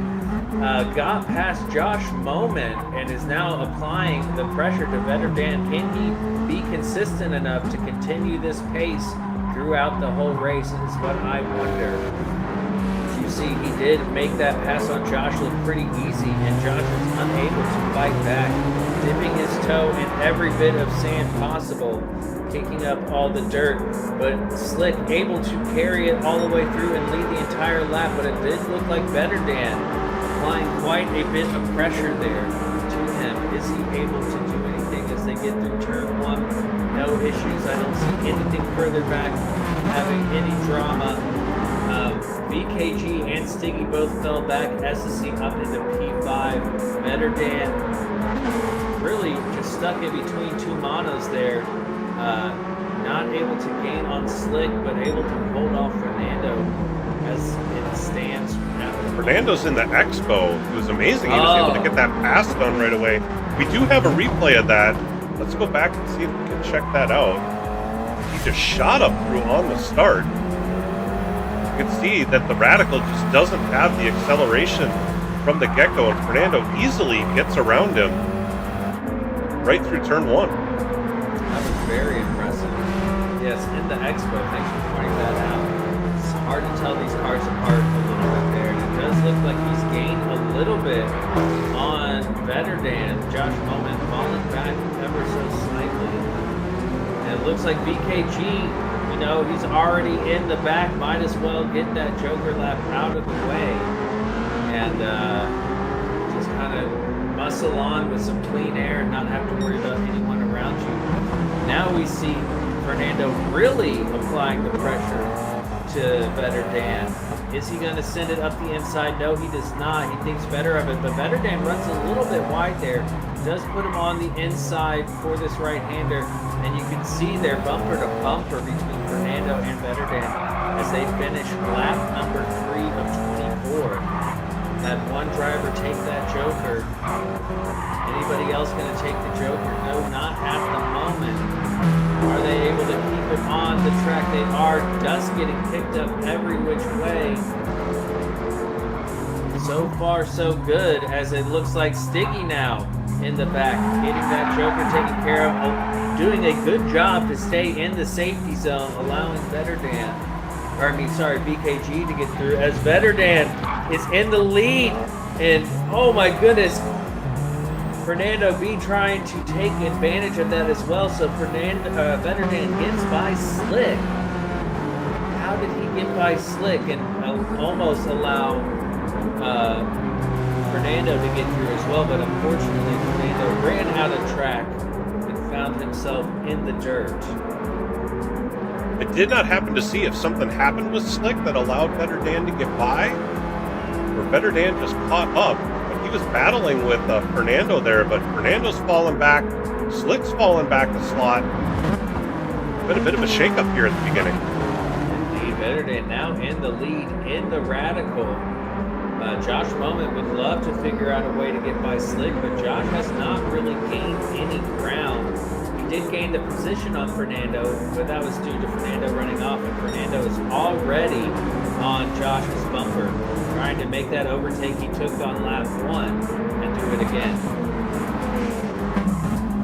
It's looking like as we ride on board with Josh. Oh, I love the way these cars look.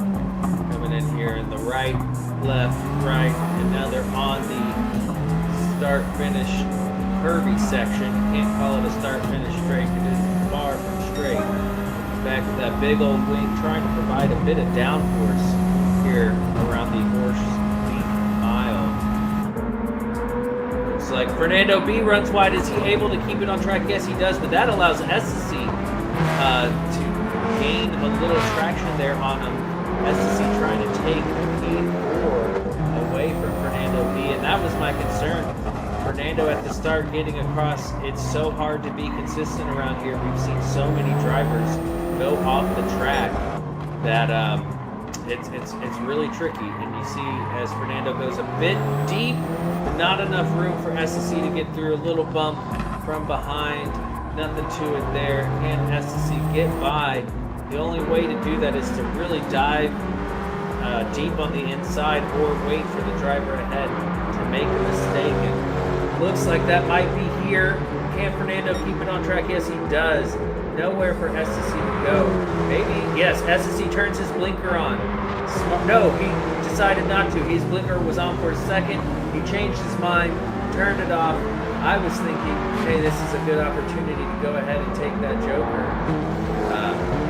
SSC decided not to. It does look like further up ahead, Slick has caught up to Better Dan a little bit, as Stiggy's still there in the back in P7. I thought Stiggy was taking the Joker lap, but it turned out I think he just had gone off track at that spot.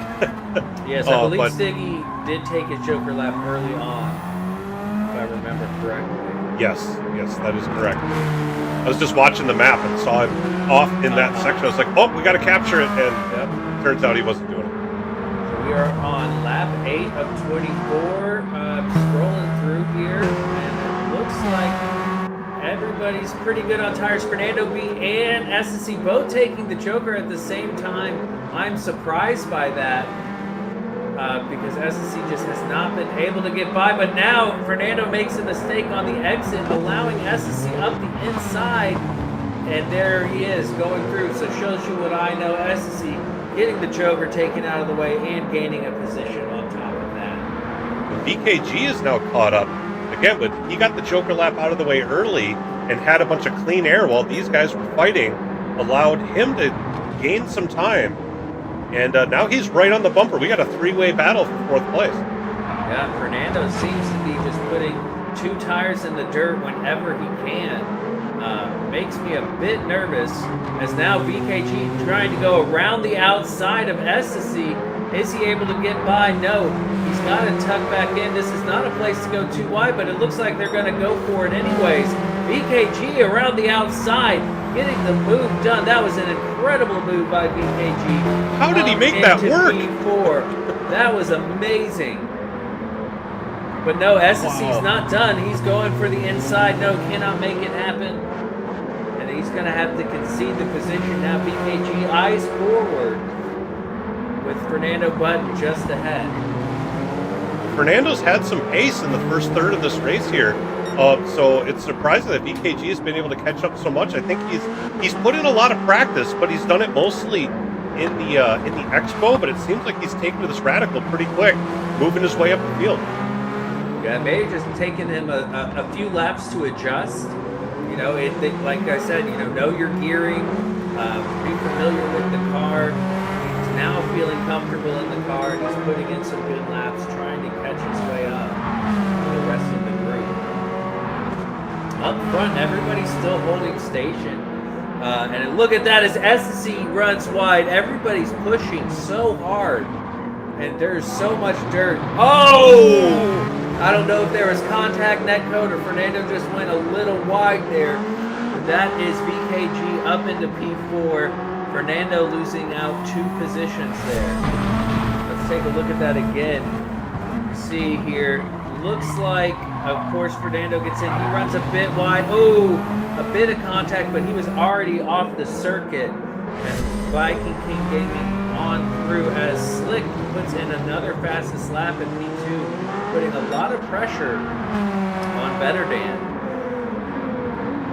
Josh Moment losing touch with the leaders here, falling back. I think he's wanting to make sure he has everything under control. Yeah, I'm not sure if the Radical is going to be able to do the no stopper. We haven't seen it make the no stop in the previous races, have we? Like the Radicals have always had to pit. Yeah, and I believe that's more to do with tire than fuel, because the Radicals are looking the best on fuel right now, but their tire wear is definitely worse. Especially that front left. That front left is going to be hurting by the end of this race. So I believe they'll still be able to make it on fuel, but I think they're going to be struggling towards the end as that front left goes, and they're going to have to be doing turn 1 extra slow. Here, and back in 5th place, this is the battle that just won't stop. SNC and Fernando, both in the Expo, continuing to battle it out. Can't seem to get away from each other. No, they cannot. Expo on Expo. BHG versus BHR. Giving us quite the show as they continue. I mean, they kick up more dirt than anybody else on this track, and it is fun to see as Sticky has now caught them in the mono. Can Sticky keep it under control? Further ahead, Slick is now all over the bumper of Better Dan. I'm thinking we might see a move coming here in the near future if Slick can keep it under control. I have noticed Slick does have several assists on to help him keep that mono under control, because it is a handful. I do not blame him one bit. Yeah, that is a smart move. Yeah, absolutely. We saw that with BKG as well, using some traction control. Better Dan goes very defensive, gonna compromise his exit, but he is barely able to keep it on track. Very well done for Better Dan, but that exit shows how important it is to be able to get on the acceleration, because that mono is just so much quicker out of the corners. Yeah, it's really a matter of, we know the Radical is slower on the one long straight that we have here, so Better Dan's almost forced to play that defensive move in turn 2 and then try to get away while going through the twisty section here. And you can see he's got a little bit of a gap. He's got a whole second on him. But as long as Slick can get through these next couple of corners, we're going to see him close that gap pretty quickly. He's already caught 2/10. Yes, indeed. And further back, Fernando B and Sticky able to get by SSC. Looked like SSC ran a little wide and has fallen back to 7th, with Fernando in 5th, Sticky in 6th. The grid a lot closer in this race than it's been in previous races, because Fernando and Sticky can both see BKG further up ahead. Yeah, I mean, we really got 2 packs. We got the pack of 3 up front, and then the remaining 4. Well, really 3rd and 4th are kind of on an island as well, but 2 good sets of races going on here between 5th and 6th. And, I mean, still back up in 1st and 2nd. Slick is not letting Better Dan get away. No, he's not, and I think he's gonna. The smart thing for Slick to do is to keep Better Dan in touch. Don't push it too hard, and just know and be confident that you're gonna have better tires. And I say that as he runs wide, but is able to keep it pointed in the right direction. We've seen that quite a bit. Drivers running wide there, but keeping it on track. He did lose a little bit of time, but he is going to have better tires at the end of this race, as we see SCC abandon any hope of a one-stop and go into the pits. Or is he done? Is he frustrated with this? No, he's refueling. Okay, there we go. And he's coming back out. He's going to have fresh tires And can he now put his head down and try to make some progress on these other drivers? He's not a lap down, so that is a positive thing. I think now he has to hope that Sticky and Fernando end up battling it out, and Ecstasy now has clean air. You know, maybe that battling was slowing him down too much, and he figured, you know, I'm just going to go with the fresher tires, get clean air of my own, and like you said, heads down. Maybe he can run them down, and would be able to, at the end of the race, make I would think, a fairly easy pass if he has that much fresher tires. Yes, and Slick just took his Joker, so Slick going down to P3. Josh Moment moves up to P2. Still a good gap, though, between Slick and BKG. Josh and Vetterdan still need to take their Joker. So that is looking very positively because he's only 5 seconds off of Vetterdan. And as we know, the Joker takes about 5 seconds. So yeah, this race is really tight. Slick showing his racecraft right now. He just needs to keep it consistent. BKG now under pressure from Fernando B. Fernando B's had quite the roller coaster of a race. This has definitely been his best race of the three, making a good showing for the Expo here. Yeah, you're right. He's been up the grid. He's been down the grid. He's going. It's getting dizzying watching him go up and down the grid. But I mean, he keeps battling back. He's not giving up. No, he's not. And I bet he's having the most fun.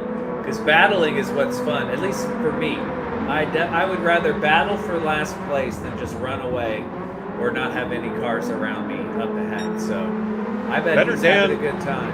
I'm not sure if Vetterdan took his Joker lap there because Slick is now in the lead. Yes, it looks like he and Josh both took their Joker, which right on cue, about 5 seconds. Now Slick is 1.2 up ahead. And, Josh's tires are looking really rough.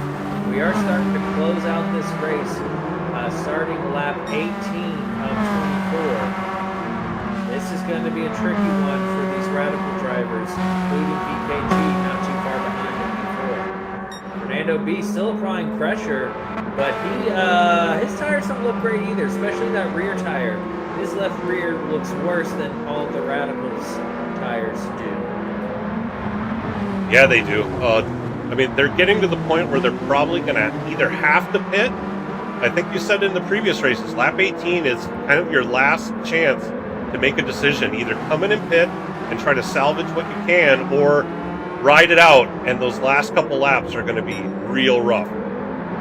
Yes, indeed. I think Slick is going to be pretty comfortable to finish it out. And look at that. Vetterdan dives into the pits. He was listening, and he said, you know what? You guys are right. This is not fun on these tires. BKG stays out, so BKG's going to inherit P3. Fernando was applying all the pressure. He has better tires, but is opting to come in and get those changed. Oh, and Vetterdan picked up a 3-second penalty for crossing the pit line. He waited too long to make his decision. That's really going to hurt him. This is going to play into Estacy's favor. I think Estacy will come out ahead of Fernando. So Estacy pitting early. The undercut seems to be the play. And good on Estacy, no longer in last place. Yeah, certainly if you're going to pit, hitting after lap 12 and splitting this race in half is definitely the way to go. You know, Estacy committed to that right off the bat, and now these other guys who are hitting late, they're certainly going to have a little bit fresher tires, but they've lost all sorts of time up to this point. You know, VKG right now is sitting up in P3, but if he ultimately has to pit, he's going to lose a lot of spots. Yeah, and even if he doesn't pit, I mean, this 3-second penalty is really going to hurt Vetterdan. Had Vetterdan not had this 3-second penalty, it'd be no problem for him to overtake VKG right now. He's going to serve this now. Luckily, it is uphill right before a braking zone, so it is not the worst penalty. He really doesn't lose out too much to VKG. So with these tires and us being on lap 20 of 24, I don't see why Vetterdan doesn't get this overtake done unless VKG can just put on the ultimate defense. Yeah, I mean, this is a track where you can defend pretty effectively. I mean, you have to do it the right way. I mean, there's certainly that. You don't want to weave and do any blocking, but if you can play a defensive line, it's already difficult to pass at this track. Making it even harder would certainly play into his favor. With that being said, I mean, Better Dan has fresh tires. Yeah. So, doing a around the outside is certainly possible. You just got to make sure you don't go too far outside and get into the dirt. And look at that. I mean, he was able to carry so much more speed into turn one. BKG quickly going on the defensive, but he runs wide, understeers off, just not having the grip on those tires. And there it is, Venderdan making it look easy. Nothing BKG could do on that one. You can see how much more speed BKG does take the inside, but just understeers off, can't get the car rotated. And you could see Venderdan almost went off as well, but very nicely done. Clean overtake from Venderdan, showing that wasn't too late for the pit stop. He did lose out a little bit, but not too bad. Yeah, he's still in a podium position. He's looking to get the trifecta for podium positions here. Josh Moment up in P2. Oh man, his tires, he's got 3 laps to go with a sliver of tire left. Granted, he does have an 11-second lead on Better Dan. I don't know if he's going to be able to hold him off. I think Slick is in the catbird seat for this one. Certainly has plenty of tire left with a big lead. I think he's really racing Better Dan at this point. Yeah, he really is. And we saw how easy it is to go off now because he and BKG are in the same situation. Josh with better fuel than BKG, but just the understeer on these corner exits, especially if you have to go defensive, is going to be a real challenge. But, I mean, Slick not that far ahead of Josh, but I don't see how Josh can put any pressure on Slick. Looking back in the field, SSC still in P6. Looks like he's going to be too far behind to do anything there with PHG BKG Racing, unless we see them go into the pits or continue to have offs, because there's no grip. But once you get that low, the car just doesn't want to turn. Every right-hand turn is going to be a struggle. As we come up here into the first hairpin, Josh Moment in the same boat, and amazing he is able to keep it on the track. Just absolutely amazing. As we're about to come up to the final lap here, Slick kudos to Slick coming in and making this thing work for him. We do have one more lap. Oh, but Slick has a half-second penalty. Shouldn't hurt him too bad. He should be okay if he can keep it on the track. Josh Moment, I'm nervous here. Turn one. Keeps it on track. He is taking. He slowed it way down. Slowed it way down, and BKG is coming in the pits. He can't continue on. This is going to play out for SSC and Fernando as they come around here. Now, he just needs a splash of fuel. BKG coming out of the pits now. Where is he going to be in relation to Fernando B? Unfortunate for BKG. That was a tough one. He tried to make it work, but unfortunate he could not. But that's okay. He had 2 great performances earlier today. Absolutely. It looks like the winner of round 3 is going to be PHG Slick. Well done to Slick. Josh Moment just nursing it home. And look how close Better Dan is. Just behind with the P3. 2 seconds. Very impressive. Sticky, who at one point I thought his race was completely over. Now in P4. Really well done to make the no stop. And he gets the style points as well. And a wheel-to-wheel battle between SSC and Fernando. Fernando able to take it. Holy smokes! That was incredible. And BKG also with the style points. And he lands it. Very nice. That battle there between Fernando and SSC, that was an incredible one. I love seeing that side by side. But we didn't even see that one coming. That was amazing. Great race. So we have our final race results. PHG Slick with the pole position and finishing out on top in 22 minutes total. Well done. Then we have in P2 BHR Josh Moment with not the fast. Okay, I see. Then in P3 we have PHG Vetterdan. P4 PHG Stiggy. P5 BHR Fernando. I really enjoyed Fernando's race there. P6 PHG Ecstasy. And P7 PHG VKG Racing. Fernando B getting the fastest lap of a 53.5. Well done. Well done indeed. That was certainly a different race than what we've seen before. We got some, radicals up at the front. We got some of the faster drivers in it. I like this idea of kind of forcing them into some different cars. It's certainly made for some interesting racing for sure. Who do you got for your driver of the race in this one? Yeah, great question. I mean, so much happened. I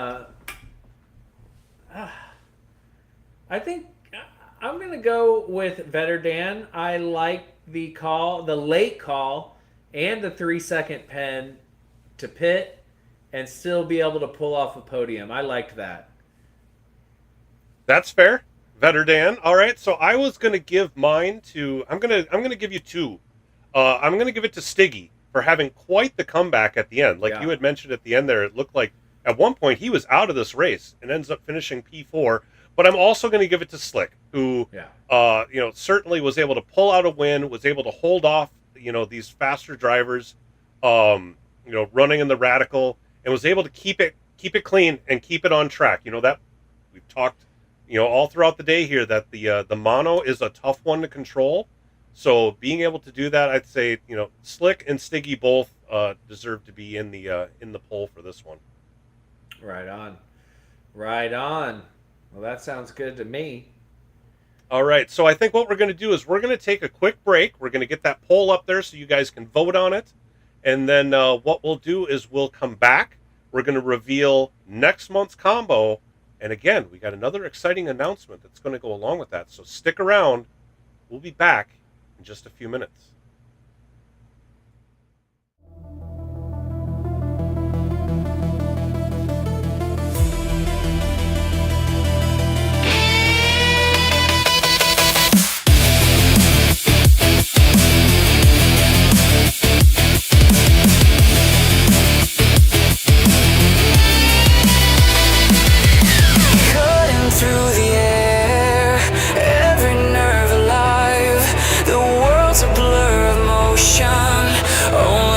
Survives pressure in the veins. Time is breaking down. Take the line that twists away. No turning back now. Adrenaline, adrenaline, rushing in the bloodstream, can't contain.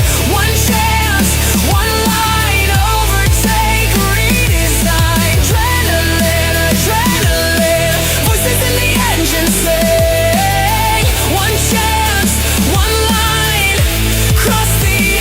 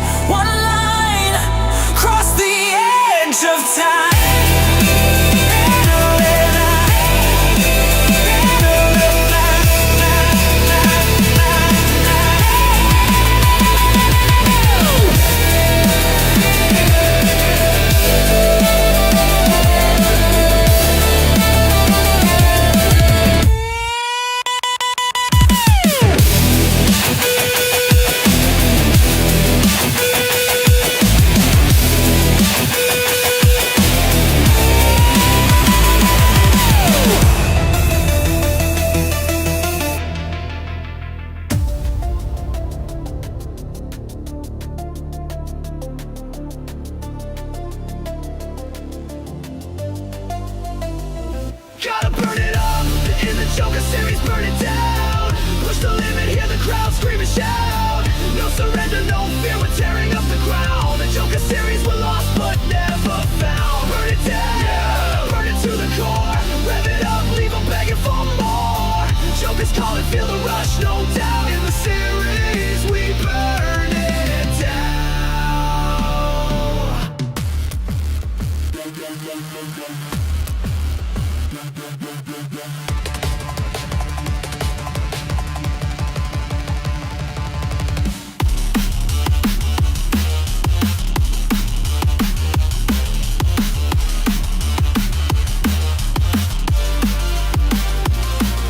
Stealing sparks, we're dancing with the flame.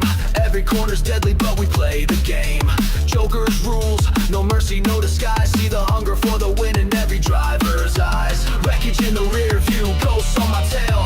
Push the throttle harder, I was born to fail. No brakes, no mistakes, just a rebel's heart. Joker Series rips the world apart. Truth is I'm wired, adrenaline's my vice. Risk it all, roll the dice, pay the price. Fuel in my veins, fire in my chest. Joker's got me hooked, no time for rest.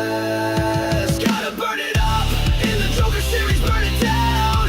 Push the limit, hear the crowd scream and shout.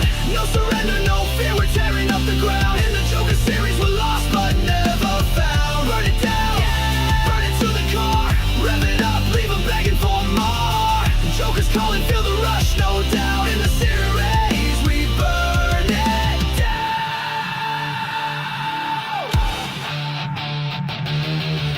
Crash and burn, spin out, lose control. Joker's laughing, it's a fight for my soul. Blood on the track, sweat in my eyes.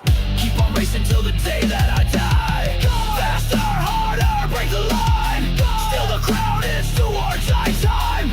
Joker's chaos is the only way. Live for the race, no tomorrow to die.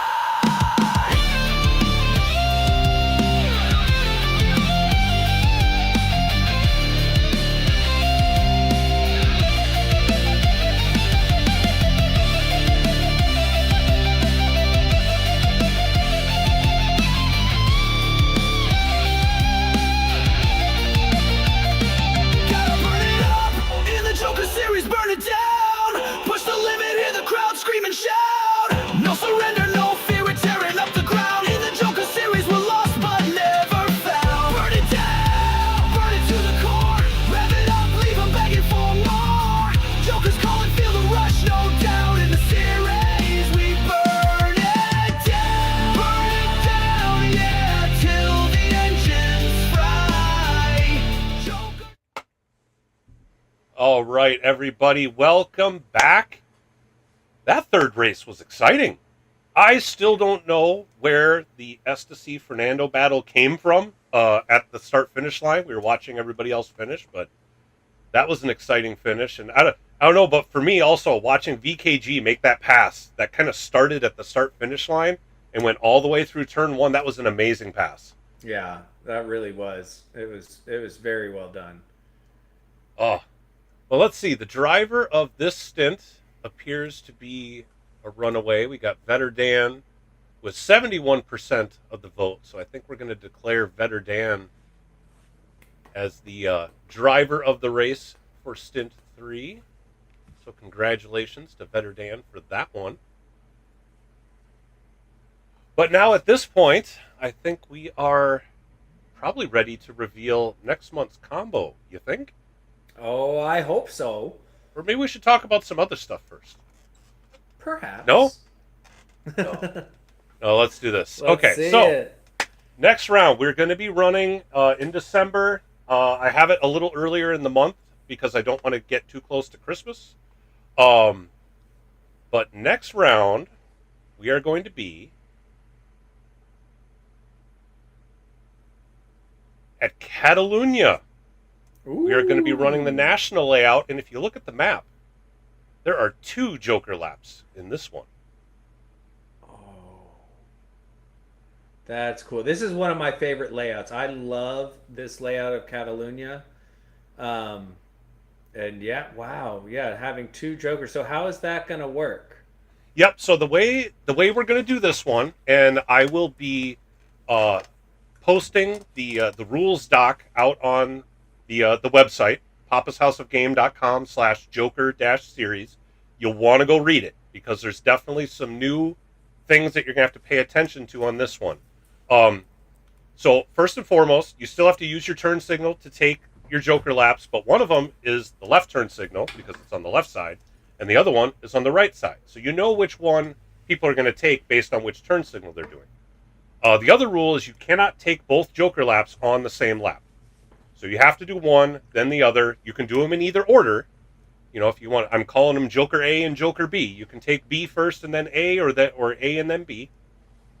And the third thing that's important is with both of these, the people taking the Joker lap are going to be trying to have more speed than the people not taking the Joker lap. And they're both going into corners or coming out of corners. So I believe it's turn 5, which is the one at the top, that has the people coming through that fast right-hander that are taking the Joker lap are going to be carrying more speed going into the left of it. So the onus for this track for both of the Jokers is going to be on the Joker lap driver to avoid hitting the non-Joker lap drivers in front of them.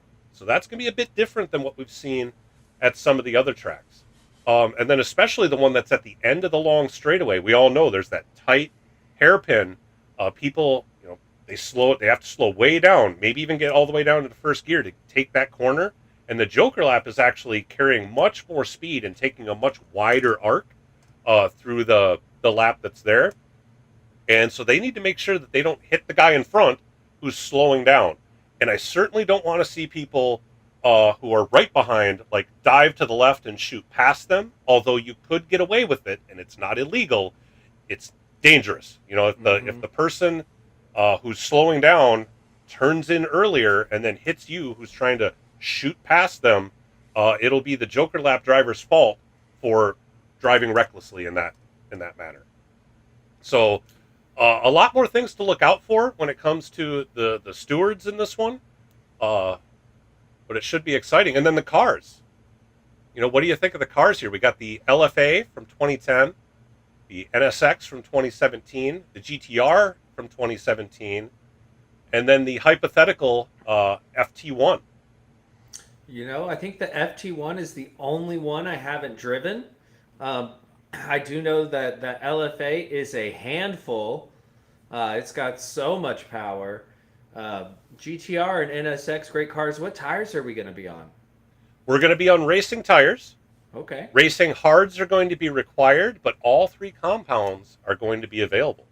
Interesting. So probably again, see qualifying on the softs, I would imagine. Certainly. And then it's a matter of, what are people going to try to do strategy-wise? Are people going to try to do the 1 lap on hards and then, do the rest on, softs and mediums? Or is somebody going to stay on hards and then do it as a 1 stop instead of a 2 stop? Is anybody going to be able to make the no stop work? There's all that kind of stuff. So there's quite a bit of strategy that could come into play with 1 or 2 pit stops and then 2 Joker laps. This one's really going to be exciting. It is. And going forward, just like in this race, if you participate in multiple splits, you do have to use a different car each split, correct? Yep. So for any of the exhibition races, those are just for fun. You have to use a different car in each race. But that actually is kind of a segue into the next announcement, in that we've always been doing exhibition races up to this point. Starting at this one, we are going to have a race for prizes. And the reason we can do that is because the Joker Series has got an official sponsor in 4D Racewear. 4dracewear.com. Go check them out, guys. They produce racing gloves, racing boots. They've got jerseys. I believe they do some custom stuff. So TCase, I know you have some custom gloves that you've ordered. Might want to take a look and talk to those 4D guys about maybe seeing if they could produce some custom gloves for you as well. Yeah, I would actually, these gloves aren't custom. They just are what I like. However, they're terrible gloves, and I've already gone through like 3 pairs. So I want that look. I would love to do a custom glove on an actual quality glove. I know that I thought I saw that you had like some of the streamers and stuff on your glove, but maybe I'm misremembering that. But Oh no, that was somebody else. Who was that? There was and they literally just put everybody's logo on gloves. I It thought that wasn't was your me. glove. That must have been somebody No. else. Okay. No, I have my rainbow leopard fly gloves, which look cool, but they tear up so quickly. Right, right. Oh, maybe that's it. Is that it was the rainbow leopard look, but didn't have the actual rainbow leopard decal on it. So, Yeah. but anyway, to talk about this sponsorship. So, what these guys are doing is they are going to provide a prize for the winner for the next 3 Joker Series races. So, we will have one stint that is a prize stint. We will still run exhibition ones, and that's what I was saying before. In the exhibition races, if we do multiple different car each race, and then we'll run one race that'll be for prizes. As I put in the rules doc, those that are channel members will get priority, and then if we need to fill it with non-members, we can do that. In fact, we might use the exhibition series or the exhibition races to fill up that final stint. But yeah, we've got some prizes. They're going to supply a pair of their racing boots that they're going to give away to the winner for the next 3 Joker Series races. So that's an exciting one. This is a fun sponsorship to have. I saw a video that VKG had put together when he was at the expo in Chicago a few months back, and he was talking to the 4D guys, and it seemed like their stuff looked really good. I had actually bookmarked their webpage and was planning on, whenever my gloves ran out, to maybe get there. So this just kind of all came together by happenstance, that they wanted to sponsor the series here. They seem pretty excited about the concept we have going on, that we haven't seen other people doing Joker laps and that kind of thing. So they were pretty happy to come on board. I'm really happy to have them. I thank them so much for coming on board and providing us with some prizes to give away to the people participating in it. So those of us, I'll be posting what the next combo, all the details, the tires and all that business, probably tomorrow. Because again, I've got to jet and go do some stuff here tonight. Either that or I'll do it later tonight. I'm not exactly sure, but either way, it will be very soon. Guys are going to want to start getting some practice in. You're going to want to start telling your friends, maybe some of these other teams that haven't shown up. Now there's a reason to. With that being said, I am now going to I'm going to have a sign-up type of business. I still have to get that worked out. All this came together very much at the final hour here, so I'm not 100% ready for it, but there's a couple of details. I'm going to get a sign-up put in place so that people will have to actually sign up for the race. And then I need to make sure that people actually go through the rules doc and understand how it goes, because we are going to have stewards for this one. If we're going to give away a prize, we're going to be very stringent on when you need to have your turn signal turned on. We'll give out penalties if people are getting in the way, bumping other people off, stuff like that. Luckily, we haven't seen very much of that for the most part. Everybody here likes to run for fun. It's a good time. But just as the word of warning, we're going to treat that particular race with a bit more seriousness than just the play and fun we've been having up till now. So that's the big announcement. We've got 4draceware.com. Go check them out. They've got some good quality stuff. In fact, they're going to be sending me a few things, so I'll be able to kind of give you guys a little bit of a heads up or review on how their stuff goes. But I anticipate they got some good quality stuff. I've heard good things about them. That is awesome. So there we cool. go. Well, great. There we go. Another great Joker series, man. This has been fun. I can't believe we've already done 4 and are on our way to 5. Yeah, I mean, I anticipate this is just going to keep going, and it's going to keep growing. I knew this race was going to be a tough one. at Horse Thief Mile, but it was a fun battle. I mean, we saw some really close racing, and as we expected, it was tough to pass, but the passes that we saw were pretty incredible. So good. So, with that being said, TK, do you have any final thoughts before we sign off for the day? Joe, just thank you everyone for showing your support in the chat, for watching. Thank you to all the drivers, especially y'all that have been showing up every event. I mean, it's a lot of fun. I'm really enjoying getting to be a part of this and just having a lot of fun watching these crazy races you've come up with, Sal. Yep, absolutely. Thank you, TKs, for sticking around and commentating and volunteering your time to this. That really helps. Thanks once again to Toon for jumping in on this one as well. And I see in the chat something I forgot to mention is that in addition to the boots that 4D Racewear is going to be providing, they're also going to be creating a custom plaque that will also be sent out to the winner of the Joker Series race, again, for these next 3 events. So that's awesome. Some boots that you can wear and a plaque that you can put on your wall. So heck yeah. But yeah, thank you to everybody who stuck around and watched. Thank you to all the drivers that have made this possible. Some really fun, exciting racing. Yeah, it was a really good time. So really looking forward to the next one. Again, it's going to be December 17th. That's a Wednesday. We'll be starting that later in the evening, probably around 7 p.m. And, depending on the level of interest, we might get 4 or 5 splits out of that one. We'll see how that one goes. So until then, everybody take it easy. Have a good rest of your weekend. Be nice to one another. And we'll catch you guys on the next one. Later, take care. Y'all.